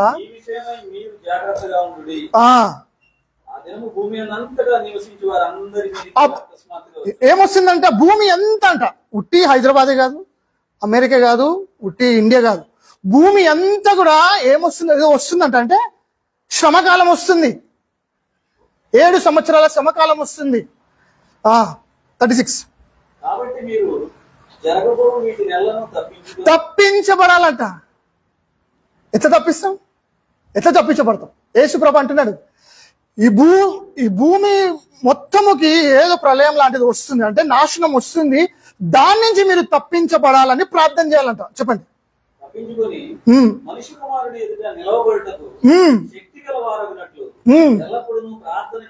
ఎల్లప్పుడూ ప్రార్థన చేయాలంట. ప్రార్థన చేశారా? నేను ఎత్తబడాలి దేవా అని. ఇక్కడ ప్రార్థన చేయమంటే నేను, మీ ఫ్యామిలీ ఎత్తబడాలని ప్రార్థన చేస్తారా? డిస్కస్ చేయాలి ఇవన్నీ. దేవుడు సూచనలు ఎందుకు ఇచ్చినా తెలుసా? మనకు ఆబ్వియస్లీ గడియ తెలియదు, ఆ రోజు తెలియదు, కానీ సూచనలు తెలుసుకున్నాడు ఆయన. సూచనలు ఎందుకు ఇచ్చిండు? భూకంపాలు వస్తాయి, కరువులు వస్తాయి, అవి వస్తాయి, ఇవి వస్తుంది, ఏంది యుద్ధాలు అవుతుంది, మూఢ మందిరం కట్టబడుతుంది, ఇవన్నీ కూడా ఎందుకు ఇచ్చిండు ఆయన? మనం సిద్ధంగా ఉండాలని. ఏదో బైబిల్ నింపాలని రాయలేదు ఆయన. ఇవన్నీ ఇన్ఫర్మేషన్ మనం చదివి సిద్ధంగా ఉండాలని. ప్రకటన గ్రంథము 3వ అధ్యాయం 10వ వచనము. ఇది కూడా యేసు ప్రభు ఒక సంఘానికి చెప్తున్నాడు. ఒక సంఘానికి దేవుడు ఇచ్చిన ప్రామిస్. నీవు నా ఓర్పు విషయమైన వాక్యమును గైకొంటివి గనుక మళ్ళా భూమి నివాసులు అంటే మొత్తం లోకానికి ఏదో శ్రమ వస్తుంది. లోకమంతటి మీదికి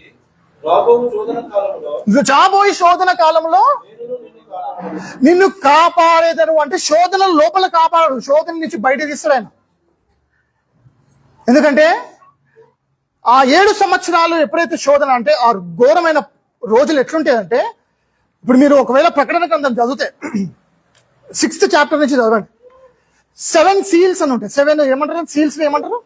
ముద్రలు. అది ముద్రలు ఒక్కొక్క జడ్జిమెంట్. అది ఆ స్టార్టింగే కోట్ల మంది ఎగిరిపోతారు. భూకంపాలు వస్తాయి, పైనుంచి ఏదో రాయిలు పడతాయి అంట. అది మంటతోనో లేకపోతే ఐస్ రాయిలు మనకు తెలియదు, కానీ అంత ఘోరమైన దేవుని ఉగ్రత కాబోతుంది. అక్కడ ఆ సమయాన్ని నుంచి దేవుడు మనల్ని కాపాడుతాడని దేవుడు వాక్యం చెప్తుంది. కొంతమంది ఏమంటారు అంటే కాదు అట్లా కాదు, అది సమయాలు ఉంటే మనకి అది తగ్గలేదంట. అంటే ఇప్పుడు బాగా అన్ని పడుతున్నాయి అనుకో, పైనుంచి ఏది అగ్ని పడుతుంది అనుకో, లోకాల మీద పడుతుందంట కానీ మన మీద పడదంట. వాళ్ళు అట్లా అంటారు. ఎందుకంటే మోషే దినంలో 10 తెగలు వచ్చినప్పుడు ఐగుప్తులు ఎలా కాపాడబడ్డారు? వాళ్ళు అక్కడి ఉన్నారు కానీ వాళ్ళు కాపాడబడ్డారు. అందుకే శ్రమకాలంలో లోకస్తులే వాళ్ళు శ్రమకాలంలో పోతారు, కానీ అది సంఘం మీదకి రాదు. అట్లా కాపాడుతారు అంటారు. అది కాదు. ఎందుకంటే ప్రకటన గ్రంథము రెవల్యూషన్ ప్రకటన గ్రంథంలో చదవండి అమ్మా. అందులో 13:7 చదవండి.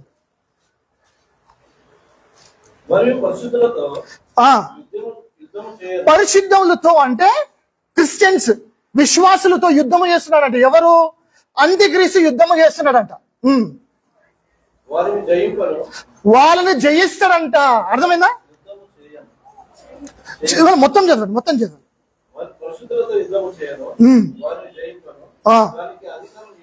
దానికి అధికారం ఇయ్యబడను.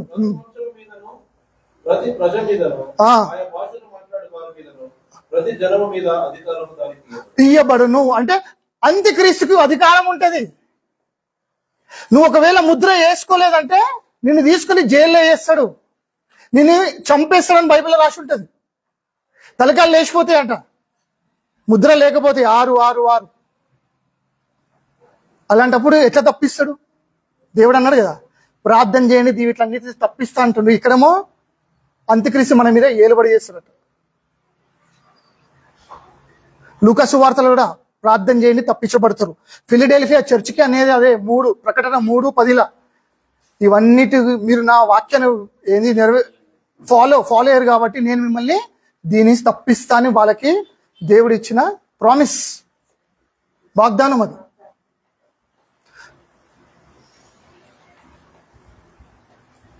ఒకటి తెస్సలోనిక 5:1-3 చదువు.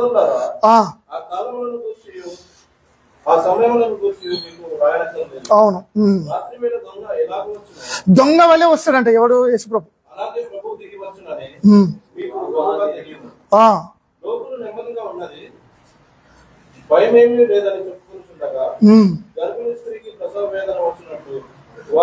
వారికి వస్తుందట, మనకి అంటలే. వారికి అంటే మనము తప్పించబడతాము. వాళ్ళ మీదకి వారికి వస్తుంది అంటే లోకస్తులకు వస్తుంది. మళ్ళా నెక్స్ట్ వాళ్ళంతా మాత్రం మళ్ళా వారి గురించి చెప్తాను కానీ మనము అని చెప్తలే. ఎందుకంటే మనం తప్పించబడతాము.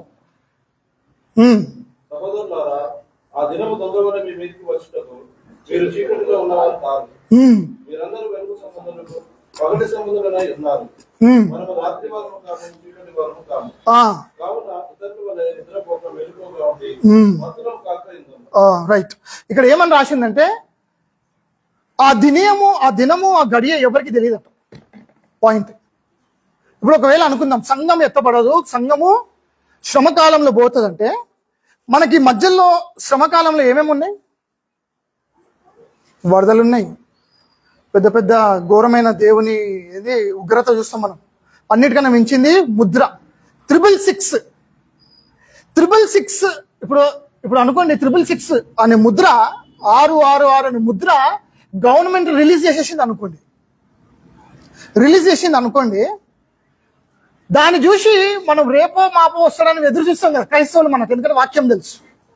కానీ ఇక్కడ ఏమంటున్నాడు? ఆ దినము అకస్మాత్తుగా వస్తుందట. అర్థమైంది? మనకు కూడా తెలియదు అంటుండు. మనకు కూడా తెలియదు అని ఎప్పుడు వస్తుంది మీకు కూడా తెలియదురా బాబు, మీరు సిద్ధపడండి అంటున్నాను. ఒకవేళ మన సంఘము సమకాలంలో పోతుందంటే మనము 666 అనే ముద్రని ఎదుర్కొన్నామంటే మనం రేపో మాపో అని భయంతో ఉంటాం. మనం అక్కడ సర్ప్రైజ్ ఉన్నది మనకి. కానీ దేని గురించి అంటుందంటే తప్పించబడము. ఈ శ్రమకాలం తప్పిస్తానని చెప్పింది కదా. ప్రకటన గ్రంథం 3:10 చదవండి మళ్ళా. ఫిలడెల్ఫియాకి ఇచ్చిన చర్చ్. గైకొంటిని గనక భూనివాసులు అందరికి శోధిస్తున్నట్ట. మెయిన్ శోధన ఏం తెలుసా? 666. ఎవరైతే ఆ ముద్ర వేసుకుంటారో వాళ్ళు నరకానికే అని బైబిల్ రాసి ఉంటుంది. మెయిన్ టెస్ట్ అదే. ముద్ర ఏదైతే 666 ఎవరైతే వేసుకున్నారంటే వాళ్ళు అయిపోయినట్టు నరకానికి. వాళ్ళకి మళ్ళా సెకండ్ ఛాన్స్ లేదు. వాళ్ళు ఎంత మొత్తుకున్నా, ఎంత ప్రార్థన చేసినా, యేసు ప్రభే దేవుడు అని ఒప్పుకున్నా వాళ్ళకి ఛాన్స్ లేదు. బైబిల్లో రాసి ఉన్నది. చెప్పండి.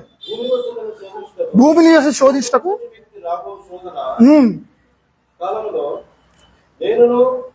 నిన్ను కాపాడును.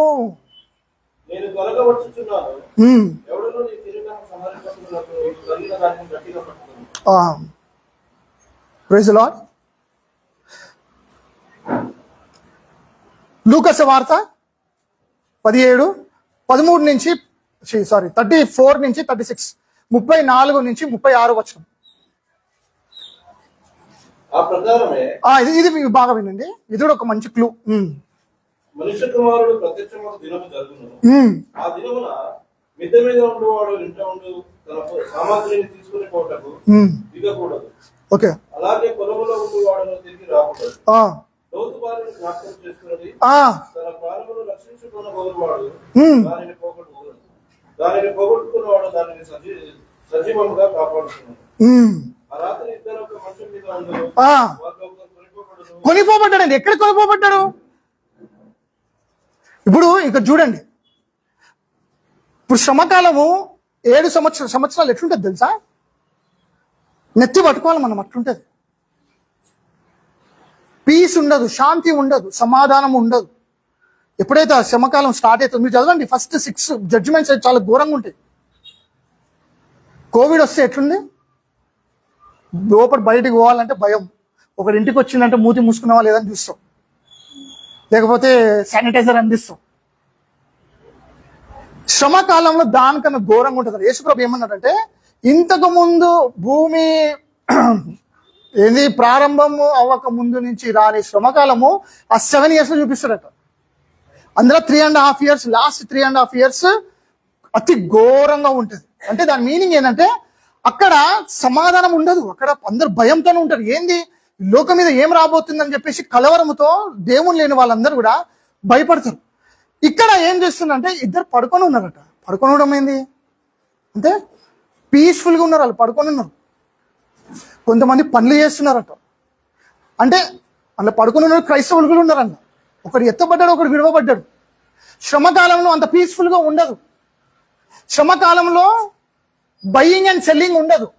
అంటే కొనుక్కోవడము అమ్ముకోవడము ఉండదు. ఎందుకంటే ముద్ర వేసుకున్న వారికే కొనుక్కోవచ్చు, అమ్ముకోవచ్చు. క్రైస్తవుడికి ఉండదు. ఇక్కడ ఏంటంటే వాళ్ళు పనులు చేస్తున్నారు, అన్నీ ఉన్నాయి వాళ్ళకి. అలాంటి టైంలో ఎత్తబడుతున్నారంటే ఇది శ్రమకాలం కన్నా ముందు ఎత్తబడడం. అర్థమైందా? అర్థం కాదు. అర్థం కాదు. నన్ను ఆపి క్వశ్చన్ లేయచ్చు మీరు. వద్దు, క్వశ్చన్లు వద్దు, లేట్ అయితే మాకు ఆకలి అవుతుంది. యోహాను సువార్త 14:13. ఇది బాగా వినండి. మెయిన్ ఒక మర్మం ఇందనే ఉంది. మీరు నా నామమున దేనిని అడుగుదురు, ఇది యేసు ప్రభు అంటున్నాను. తండ్రి కుమారుని యందు మహిమపరచబడుటకు దానిని చేతును. నా నామమున మీరు నన్నేమి అడుగుతున్నారో నేను చేతును. 14:1-3 1:3. హృదయములను కలవరపడనీయకుడి, దేవుని యందు విశ్వాసం ఉంచుచున్నారు, నా యందు విశ్వాసం ఉంచింది. నా తండ్రి ఇంట అనేక నివాసములు కలవు. తండ్రి ఇంట్లో ఏముందంట? అనేక నివాసం గదులు ఉన్నాయి. లేని యెడల మీతో చెప్పుదును, మీకు స్థలము సిద్ధపరచ వెళ్ళుచున్నాను. నేను వెళ్ళి మీకు స్థలము సిద్ధపరచిన యెడల నేనున్న స్థలములో మీరు మళ్ళా వచ్చి ఆయన తీసుకుపోతారట. ఇప్పుడు రెండో రాకడలో ఆయన తీసుకోపోతలేడు, ఈయన ఉంచుతాడు మనల్ని. తండ్రి ఇల్లు ఎక్కడుంది? పైన. ఆయన ఏమంటున్నాడు? ఆయన ఎక్కడికి వెళ్ళిండు? తండ్రి ఇంటికి వెళ్ళింది కదా. ఇప్పుడు ఎక్కడున్నాడు? తండ్రి ఇంట్లో ఉన్నాడు. ఇప్పుడు ఆయన ఎక్కడ కూర్చున్నాడు? తండ్రి కుడి పక్షానే. కింద ఉందా పైన ఉంది? అది పైన. ఆయన అక్కడి నుంచి వచ్చి మనల్ని అక్కడికే తీసుకుపోతాడంట. ఎందుకు? అక్కడ ఏమున్నాయి మనకి? ఏముంది? నివాసులు, గదులు ఉన్నాయి. అక్కడికి తీసుకుపోతాడట. కానీ రెండో రాకలైనా ఎప్పుడైతే తెల్ల గుర్రం మీద వస్తున్నాడో ఆయన భూమికి వచ్చి 1000 ఏళ్ళ పరిపాలన చేస్తున్నాడు.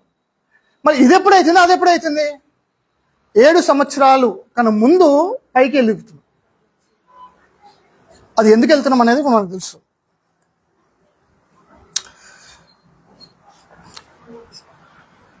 యూదుల పెళ్లి తెలుసా మీకు? ఎప్పుడైనా విన్నారా? యూదుల వివాహము. వివాహము గురించి మీరు అర్థం చేసుకుంటే ర్యాప్చర్, సంఘం ఎత్తపడడం అనేది స్పష్టంగా అర్థమవుతుంది.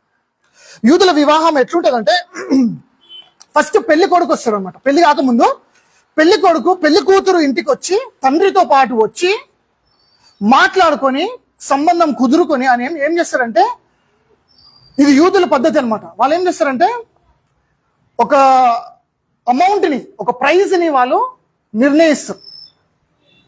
నిర్ణయించినాక వాళ్ళు ఒప్పుకుంటారు అనమాట. ఎవరు? పెళ్లి కుమార్తె వాళ్ళు ఒప్పుకుంటారు. ఒప్పుకున్నాక వాళ్ళు ఏమంటారంటే నెక్స్ట్ వాళ్ళ పద్ధతి ఏంటంటే కుమారుడు తండ్రి వాళ్ళ ఇంటికి వెళ్ళిపోతాడు. మళ్ళీ వెళ్ళిపోయి ఆయన ఏం చేస్తాడంటే ఈమె కోసము ఒక గదిని సిద్ధం చేస్తాడు. ఆ గదిని సిద్ధం చేసినాక ఏమవుతాడంటే ఆయన పెళ్లి టైంలో రావాల. ఆ పెళ్లి టైంలో ఎప్పుడు వస్తాడంటే నైట్లో వస్తాడు. అది ఎప్పుడు వస్తాడు ఎవరు తెలియదు. అర్థమవుతుందా ఇప్పుడు నేను చెప్పింది? యేసుప్రభు అన్నాడు, ఏమన్నాడు? నేను మా తండ్రి ఇంటికి వెళ్ళి నివాసం మీకోసం చేస్తున్నాను. కానీ దానికన్నా ముందు ఆయన రక్తముతో మనల్ని కొన్నాడు. అర్థమైందా? తండ్రి ఇంటికి పోయి, ఎందుకంటే మనము ఆయనకి పెళ్లి కుమార్తె ఇవ్వలేదు తెలుసా? మనకు ఇంకా పెళ్లి అవ్వలేదు. అది 7 సంవత్సరాలు కింద శ్రమకాలం అయితే మనకి పైన పెళ్లి ఉంటుంది. దాని సాదృశ్యం. ఆయన ఎప్పుడైతే ఆ వాగ్దానం ఇచ్చాడో, నేను వస్తా అని చెప్తాడు చూసినావా? ఆ వచ్చే టైంలో ఈ పెళ్లి కుమార్తె సిద్ధంగా ఉండి పవిత్రంగా ఉండి ఏర్పరచబడి ఏ మొగంతో మాట్లాడకుండా పరిశుద్ధంగా ఉంటుంది అనమాట.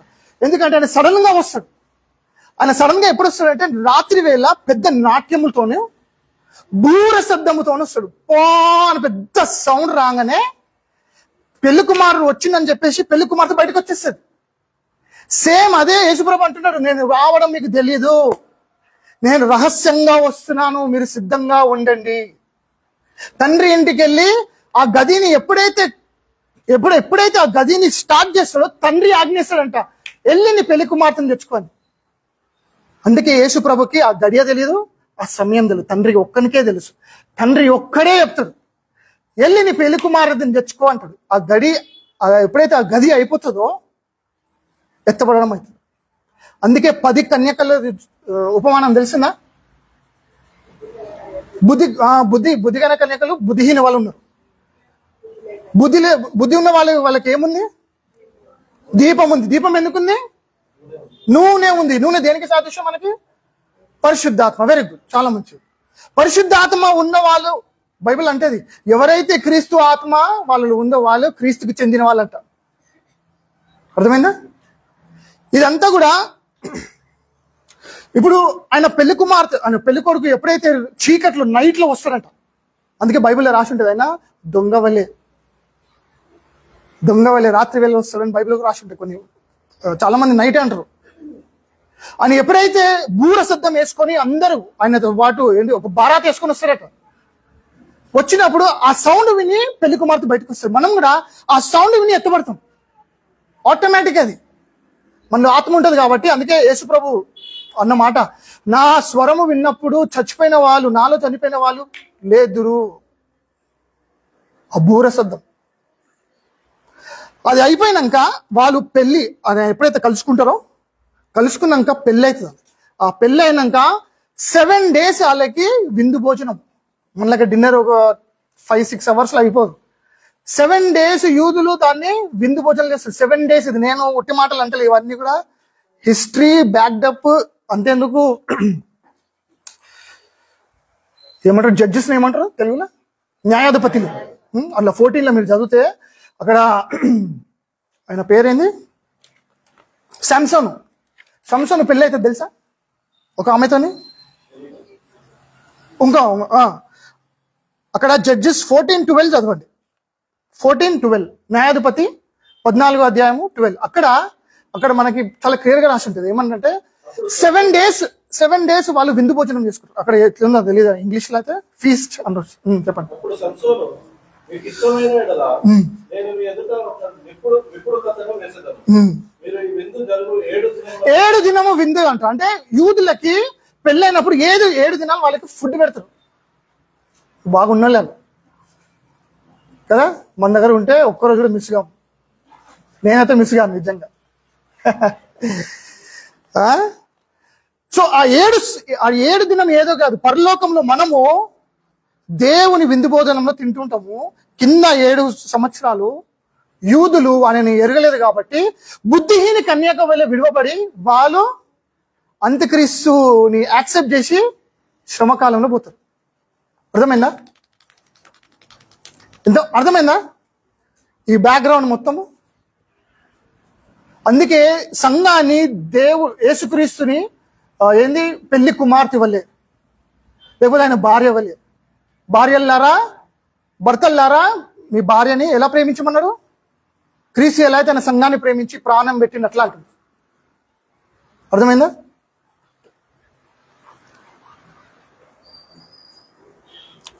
ఒకటి తెస్సలోనిక 5వ అధ్యాయము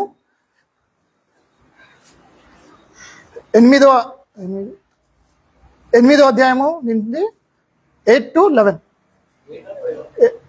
5th chapter. 1 Thessalonians 5th.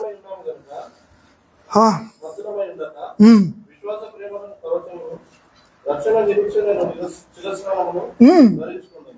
ఎందుకనగా ప్రభువైన యేసుక్రీస్తు ద్వారా రక్షణ పొందుటకే దేవుడు మనలను నియమించెను గాని అవును ఉగ్రత పాతుల కోసం నియమించలేదు.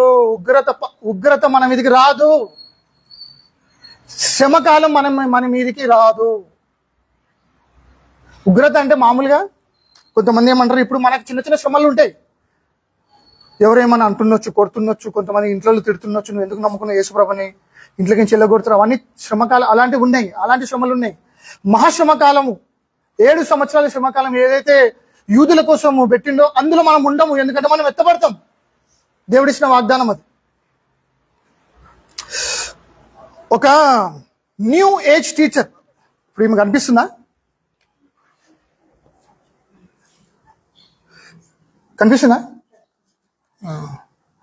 ఆమె శాతాను సంబంధి టీచర్ అన్నమాట, గురువు. న్యూ ఏజ్ టీచర్ అంటారు. అలాంటి 2-3 ఉన్నారు. ఆమె 1992 ఆ టైంలో, దానికన్నా ముందు కూడా కొంతమంది బుక్స్ రాశారు అనమాట. అంటే వాళ్ళకి ఏదో స్పిరిట్స్ చెప్పినాయి. అంటే అది ఏదో కాదు, సాతాను స్పిరిట్స్. వాళ్ళ బుక్స్ లో ఏం రాశారు తెలుసా?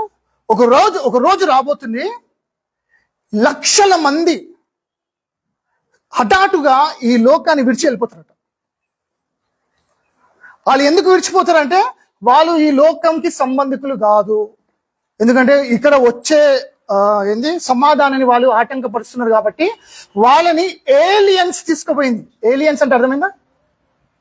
ఏలియన్స్ అంటే ఏమంటారని, గ్రహవాసులు వాళ్ళని ఎత్తుకోపోయారని పుస్తకాలలో రాశారు. సినిమాలలో కూడా వచ్చిన గ్రహవాసులు, కార్టూన్స్, ఇవన్నీ ఇవన్నీ ఏంటంటే మనుషులని మైండ్ని మ్యానిపులేట్ చేయడం. ఎందుకంటే ఎప్పుడైతే సంఘం ఎత్తబడుతుందో ఈ లోకమందరూ అడుగుతారు కదా ఏమైందని, ఇంతమంది వెళ్ళిపోయింది క్రైస్తవులు అంటే. అప్పుడు వచ్చే మాట ఏందని తెలుసా, ఈ అంత్యక్రీస్తు వచ్చి ఏమంటాడంటే ఈ గ్రహవాసులు వాళ్ళని ఎత్తుకపోయారు, ఎందుకంటే వాళ్ళు ఈ లోకానికి కరెక్ట్ కాదు, వాళ్ళని తీసుకుపోయి వాళ్ళని ట్రైన్ చేసి వాళ్ళు ఒకవేళ మంచిగా ఉంటే వాళ్ళని మళ్ళీ తీసుకొస్తే భయపడకండి అంటారు. అట్లా మోసగిస్తాడంట ఆయన. అందుకే ఇప్పుడు మీరు న్యూస్లు చూడొచ్చు, యుఎస్ లా కొన్ని ఈ ఏలియన్ షిప్స్ ని పట్టుకున్నారు తెలుసా. అది మనుషులు చేసుకుంది కాదు, పైనుంచి వచ్చిందట. ఏలియన్ డెడ్ బాడీ కూడా ఉందంట, దాన్ని DNA టెస్టింగ్ కూడా చేశారు.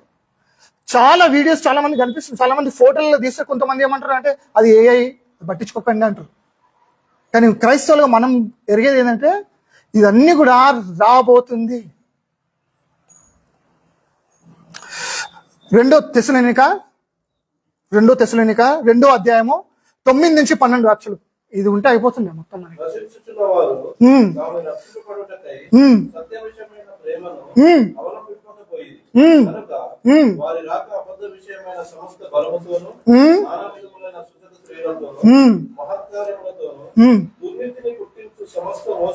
మోసం, ఒక మోసం వస్తుంది.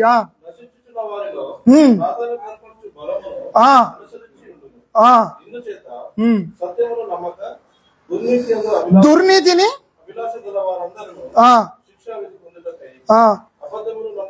అబద్ధాన్ని నమ్మాలా. ఈ అబద్ధాన్ని నమ్మనికి దేవుడే వాళ్ళని అప్పగిస్తాడు. ఎందుకంటే వాళ్ళకి యేసు ప్రభు వద్దు. టీవీలలో చూస్తున్నారా, టీవీలలో వాట్సాప్ అంటున్నాం, యూట్యూబ్లలో ఇంటర్వ్యూస్ అవుతున్నాయి. ఇవాళ రేపు పాస్టర్లని ఇంటర్వ్యూ చేస్తున్నారు, దేవుని యేసుక్రీస్తుని ఒకలాగా మాట్లాడుతున్నారు, పాస్టర్లు కూడా సమాధానాలు ఇస్తున్నారు. అవునా, చాలా ఇంటర్వ్యూ. ఎప్పుడు గాంధీ ఇప్పుడు చాలా సువార్త పని అవుతుంది. కొంతమందికి బాధ అనిపిస్తుంది, ఎందుకు వీళ్ళందరూ ఇట్టనే ఇంటర్వ్యూకి పోయి క్రైస్తవులు పరువు తీస్తున్నారు. క్రైస్తవ పరువు కాదు, దేవుడు వాళ్ళకి అవకాశం ఇస్తున్నాడు. ఇప్పుడు ఇలా అయినా వాళ్ళని తెలుసుకుంటారండి. అవమానం అదే యేసు ప్రభు సువార్త ప్రకటించబడిపోతుంది. ఎలాగో అలాగా సువార్త వెళుతుంది. అర్థమైంది కదా. దేవుడు ఇవన్నీ ఎందుకు జరిగిస్తున్నాడంటే ఈ లోకము క్రిస్టియన్స్ ని ప్రేమిస్తలేదు, నచ్చుతలేదు. వాళ్ళు అంటారు చూసినావా, ఇప్పుడు ఈ బిల్లు కూడా ఎందుకు పాస్ అవుతుంది, క్రిస్టియన్స్ గా మారిపోవద్దు. ఒకవేళ క్రిస్టియన్స్ ఉంటే మీ గవర్నమెంట్ జాబ్లు రాకుండా మీ సర్టిఫికెట్లు కూడా మారాలా. చాలా మందిని చంపుతున్నారు. ఎందుకు తెలుసా, ఈ లోకం మనది కాదు, మనం ఎత్తబడబోతున్నాం. అవును, ఆ రోజు మొత్తం ఎప్పటికి సంపూర్ణంగా అవుతుందో మనం ఎత్తబడతామో మీకే అని చెప్పేసి వదిలేస్తాడు దేవుడు. నా పిల్లల్ని నువ్వు వద్దన్నారు కదా, నా పెళ్లి కుమార్తెని మీరు వద్దన్నారు కదా, నేను తీసుకోబోతున్నట్టు. ఆమెన్. ఇది న్యూయార్క్ పోస్ట్ అని ఒకటి, నేను ముగిస్తా, చాలా మంది భయపడుతున్నారు ఇదే ఎంత చెప్తున్నాను. న్యూయార్క్ పోస్ట్ అని ఒక న్యూస్, పెద్ద న్యూస్ ఇది అమెరికాలో. వాళ్ళు ఏం చేశారు తెలుసా, ఒక AI కంపెనీ ఫౌండరు ఆయన డూమ్స్ డే అంటే చివరి రోజులలో ర్యాప్చర్ అయిపోతుందని ఆయనకు తెలుసు అంట. అయితే ఆయన విశ్వాసి కాదు, కానీ ఆయన బంకర్స్ చేసిండు. బంకర్స్ అంటే తెలుసా, ఇప్పుడు బాంబులు వేస్తే బంకర్స్ భూమి కింద వేస్తారు, బాంబులు పడినా దానికి ఏం కాదు, ప్రొటెక్ట్ చేయాలని. ఈయన వాళ్ళ సైంటిస్టులు ఎత్తబడొద్దని బంకర్లు తయారు చేసి కింద పెట్టింది. నిజంగా చేసిన అన్నిలు కూడా నమ్ముతున్నారు ఎత్తబడే రోజు వస్తుందని, కానీ సంఘం నమ్ముతలేదు. ఇది రాబోతుంది, నా సైంటిస్టులు వెళ్ళిపోతే వానికి లాభం పోతుందని ఎక్కువ సైంటిస్టులు అంటే క్రిస్టియన్స్ ఉంటారు. ఆ భయానికి ఆయన బంకర్లు చేసుకున్నాడట. ఈ న్యూస్ ఇదే సంవత్సరంలో న్యూస్ ఇది.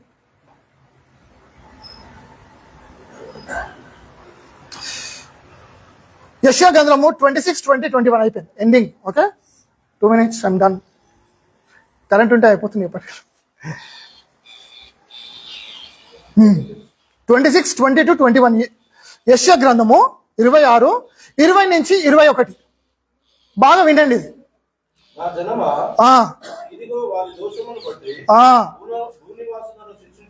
భూనివాసులను శిక్షించుటకు దేవుడు వస్తున్నాడు. నివాసము నుండి వస్తున్నాడు, నేను తండ్రి ఇంటి నుంచి వస్తున్నాడు అని యేసుప్రభు అన్నాడా, దానికి కనెక్షన్ ఇది ప్రవచనం.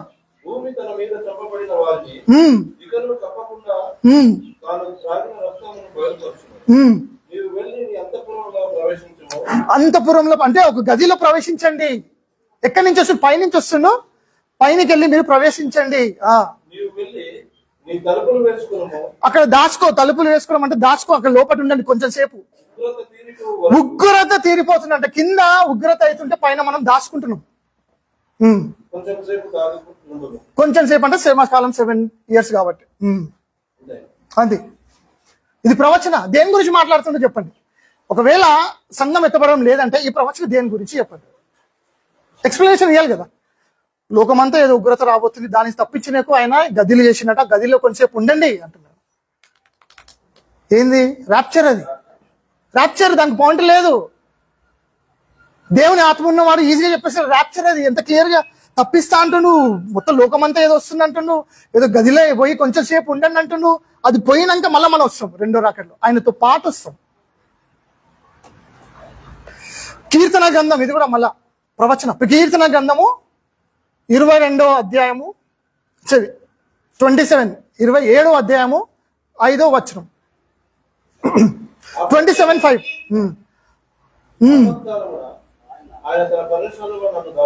ఎక్కడ దాస్తాడంట? సేమ్ ఇదే. లోకం మీద ఎప్పుడైతే ఉగ్రత వస్తుందో, శ్రమకాలం వస్తుందో ఆయన రూమ్స్ లో మనం దాస్తాడట.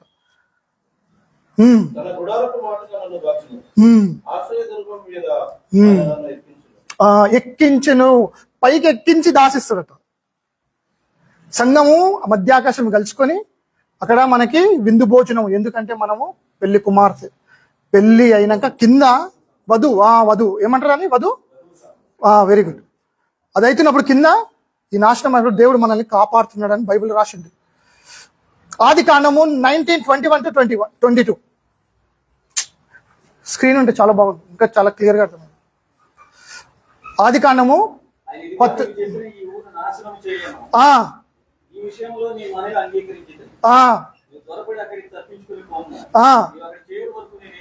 ఏమి చేయలేదంట. ఇక్కడ దూత ఏమంటుందంటే లోతుకి, నువ్వు పోయేదాకా నేనేం చేయలేనయ్యా అంట. నేను నాశనం చేయలేను అంటే దాని మీనింగ్ ఏంటంటే దానికైనా ముందు వచనాలు మీరు చదివితే ఏమంటుందంటే, దేవుడు నీతిమంతుణ్ణి అవినీతిమంతుడు పాపులని ఇద్దరిని ఒకటేసారి జడ్జి చేయడు. అది దేవుని నేచర్ కాదు. నువ్వు పోయినాకనే నేను ఇది నాశనం చేయాలి. సోదోమ కుమారుని నాశనం చేయాలంటే నువ్వు పోవాలా. సంఘం పోతేనే ఈ లోకానికి నాశనం వస్తుంది. మనం పోయేదాకా రాదు. అందుకే రాదు. ఎవరు అడ్డకించుకుంటున్నారంట? సంఘం అడ్డకించుడు. పరిశుద్ధాత్మ సంఘంలో ఉంది కాబట్టి పరిశుద్ధాత్మ ఆ నాశన పుత్రుడు ఎవరైతే ఉన్నారో, ఎవరు అంత్యక్రీస్తు రాకుండా అడ్డగించుకుంటున్నారు. అర్థమైందా? లోతు టైంలో కూడా అదే. అందుకే యేసుప్రభు అన్నాడు, లోతు దినముల వల్లే, నోవా దినముల వల్లే. లోతు దినాలు ఎలా ఉన్నాయి?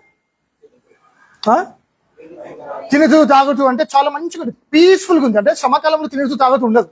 సమకాలం మొత్తం ఉగ్రత, గలిబిలి ఉంటుంది, మొత్తం భయపడతారు.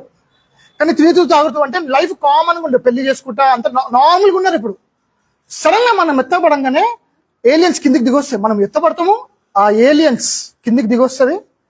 అందరూ షాక్ అయిపోతారు. వరల్డ్ న్యూస్లో వెళ్ళిపోతుంది. అది మొత్తం ఇంతమంది కనిపిస్తలేరు. ఒకవేళ క్రైస్తవుడు కారు నడిపిస్తున్నాడు అనుకోండి, ఆయన ఎత్తపడ్డాడు అనుకో, కారు పోయే వరకు కొట్టేసుకుంటుంది. ప్లేన్ నడుపుతున్నాడు అనుకో క్రైస్తవుడు, ఆయన ఎత్తపడ్డాడు అనుకో ప్లేన్ పడిపోతుంది. ట్రైన్ నడుపుతున్నాడు అనుకో క్రైస్తవుడు, ఆయన ఎత్తపడ్డాడు అనుకో డ్రైవరు, ఆ ట్రైన్ డాష్ అయ్యి అందరు కూడా నాశనం అయిపోతారు. మొత్తం అల్లకల్లలు అయిపోయి సడన్ గా ఈ లోకానికి ఒక పెద్ద సర్ప్రైజ్ వస్తుంది. అది రాబోతున్నది. సంఘం ఎత్తపడుతుంది. వెలుగు పోగానే చీకటి కమ్ముకుంటుంది. లోతు దినాలు కూడా అవే జరిగింది. లోతు దినాలు ఇంకేముండే? మగవాళ్ళు పెళ్లి చేసుకుంటున్నారు, ఆడవాళ్ళు పెళ్లి చేసుకుంటున్నారు. ఇప్పుడు అవుతుందా? అందులోనే ఉన్నాం మనం. ఇప్పుడు వాళ్ళ గురించి మాట్లాడితే నిన్ను జైల్లో వేసేస్తారు తెలుసా? నోవా వలే ఎట్లుండే? నోవా వలే దినాలు ఎట్లుండే? దానికన్నా ముందు మంచి పాయింట్ ఉంటుంది అక్కడ. దేవుని కుమార్తెలు అంటే పడిపోయిన దూతలు స్త్రీలతోని శారీరక సంబంధం పెట్టుకుని నెఫలీలు కనేదంటే పైనుంచి కింద దిగొచ్చేది. ఏలియన్స్ కింద దిగొస్తున్నాయి, మనం పోతాం. సేమ్ ఏలియన్స్ ఇప్పుడు ఉన్నాయి మనకు. ఇప్పుడు మొత్తం థియరీ అదే ఏలియన్స్. ఇప్పుడు ఆమె శాతం సంబంధం ఆమె అదే చెప్తుంది.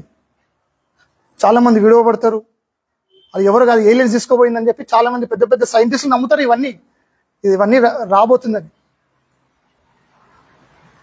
ఎంతమందికి అర్థమైంది? ఇప్పుడు దీని నుంచి తప్పించబడాలంటే యేసు ప్రభు ఏమన్నాడంటే నువ్వు ఆయనతో ఉండాలి సహవాసంలో. తాగుడు రాసింది, తాగుడు తాగే వాళ్ళు ఎత్తబడాలని రాసింది. రాసిందా? ఒక్క నిమిషం, ఇది లాస్ట్ అయిపోయింది, నేను క్లోజ్ చేస్తున్నా. లూకా సువార్త 21:36 అదొకటి చదవండి. ఇంకా చాలా ఉన్నాయి అనుకోండి. యేసు ప్రభు చెప్పిన మాటలు. ఆయన వాక్యాన్ని మనము వెంబడించినప్పుడు పడిపోయినాం అనుకో, మళ్ళీ సారీ అని చెప్పి నీకు ఆ పశ్చాత్తాపం లేదంటే లోపట నువ్వు దేవుని సంబంధికుని కాదు. ఇది గుర్తుపెట్టుకోండి. మీరు మామూలుగా పాపం చేసుకుని రోజు మామూలుగా ఉన్నావంటే నీలో భయము లేదు లోపట. మా ఏంది నేను ఇట్లా చేసేసిన అని చెప్పి నీకు ఆలోచనలు వస్తలేదంటే నీలో పరిశుద్ధాత్మ లేదు. నువ్వు చాలా జాగ్రత్త పడాలి. కానీ నువ్వు కలవర పడిపోతున్నావు, నీకు ఏదో భయం అయిపోతుంది, నువ్వు గిల్ట్ అనేది వస్తుంది. చెప్పండి.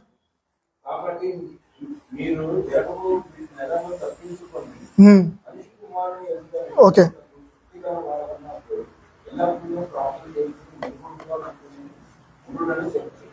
ఓకే ఓకే ఒక్క నిమిషం, సేమ్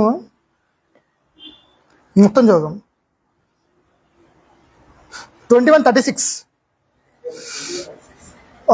కాబట్టి మీరు లూకా సువార్త 21:36 చదవండి. కాబట్టి మీరు జరగబోయే 34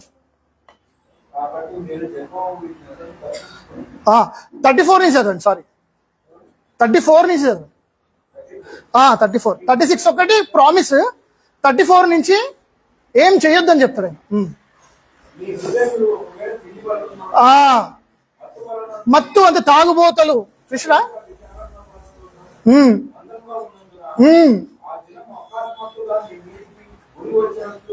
అకస్మాత్తుగా వస్తుందంట. అది రెప్పవల్లి అన్నాడు కదా, రెప్పవల్లి అకస్మాత్తుగా. జాగ్రత్తగా ఉండమంటాడంటే తాగుడు, తిండిపోతున్నాం అంటే ఏంది ఎప్పుడు చూసిన దాస తిండేగా, వేరేముండదు. ఇంకా ఏంది తాగుడు ఎందుకో చాలా ఇంపార్టెంట్. ఇది తాగుడు గురించి ఒక ప్రీచింగ్ చెప్పొచ్చు. ఎవరైతే తాగుడు ఎక్కువ తాగుతాడో వాళ్ళలో ఆత్మ ఉండదంట, బైబిల్ రాసి ఉంటుంది తెలుసా. ఆపుకోవాలి, జల్ది ఆపుకోవాలి. ఎందుకంటే బైబిల్ రాసి ఉంటుంది కదా, తాగుడుతో నింపుకోకండి పరిశుద్ధాత్మతో. Be filled with the Holy Spirit, do not get drunk అనే వాక్యం ఉంటుంది కదా. Do not get drunk on wine but be filled with the Holy Spirit అని రాసి ఉంటుంది. అంటే తాగుతే పరిశుద్ధాత్మతో నింపబడవు. తాగుడు ఆత్మ ఉంటే, తాగబోతే తనం ఉంటే, తాగుతే నువ్వు ఎత్తబడవు. చాలా డేంజర్ ఇది. అర్థమైందా? దేవుడు మనము ఈ వాక్యాలు చూపించిందంటే దేవుడు మనకి హెచ్చరిక ఇస్తుంది, సూచనలు ఇస్తుంది. సంఘము సిద్ధపడే రోజులు అన్నమాట. Praise the Lord. దేవుడు మిమ్మల్ని దీవించిన కాక, మీరు ఈ వాక్యాన్ని వింటే ఇంకా ఎక్కువ దీవించి ఆయన రాకల్లో ఎత్తబడును కాక. ఆమెన్ ఆమెన్ అంటలేరు కొంతమంది. ఆమెన్ అంటే ఎత్తబడాలన్నమాట. Praise the lord.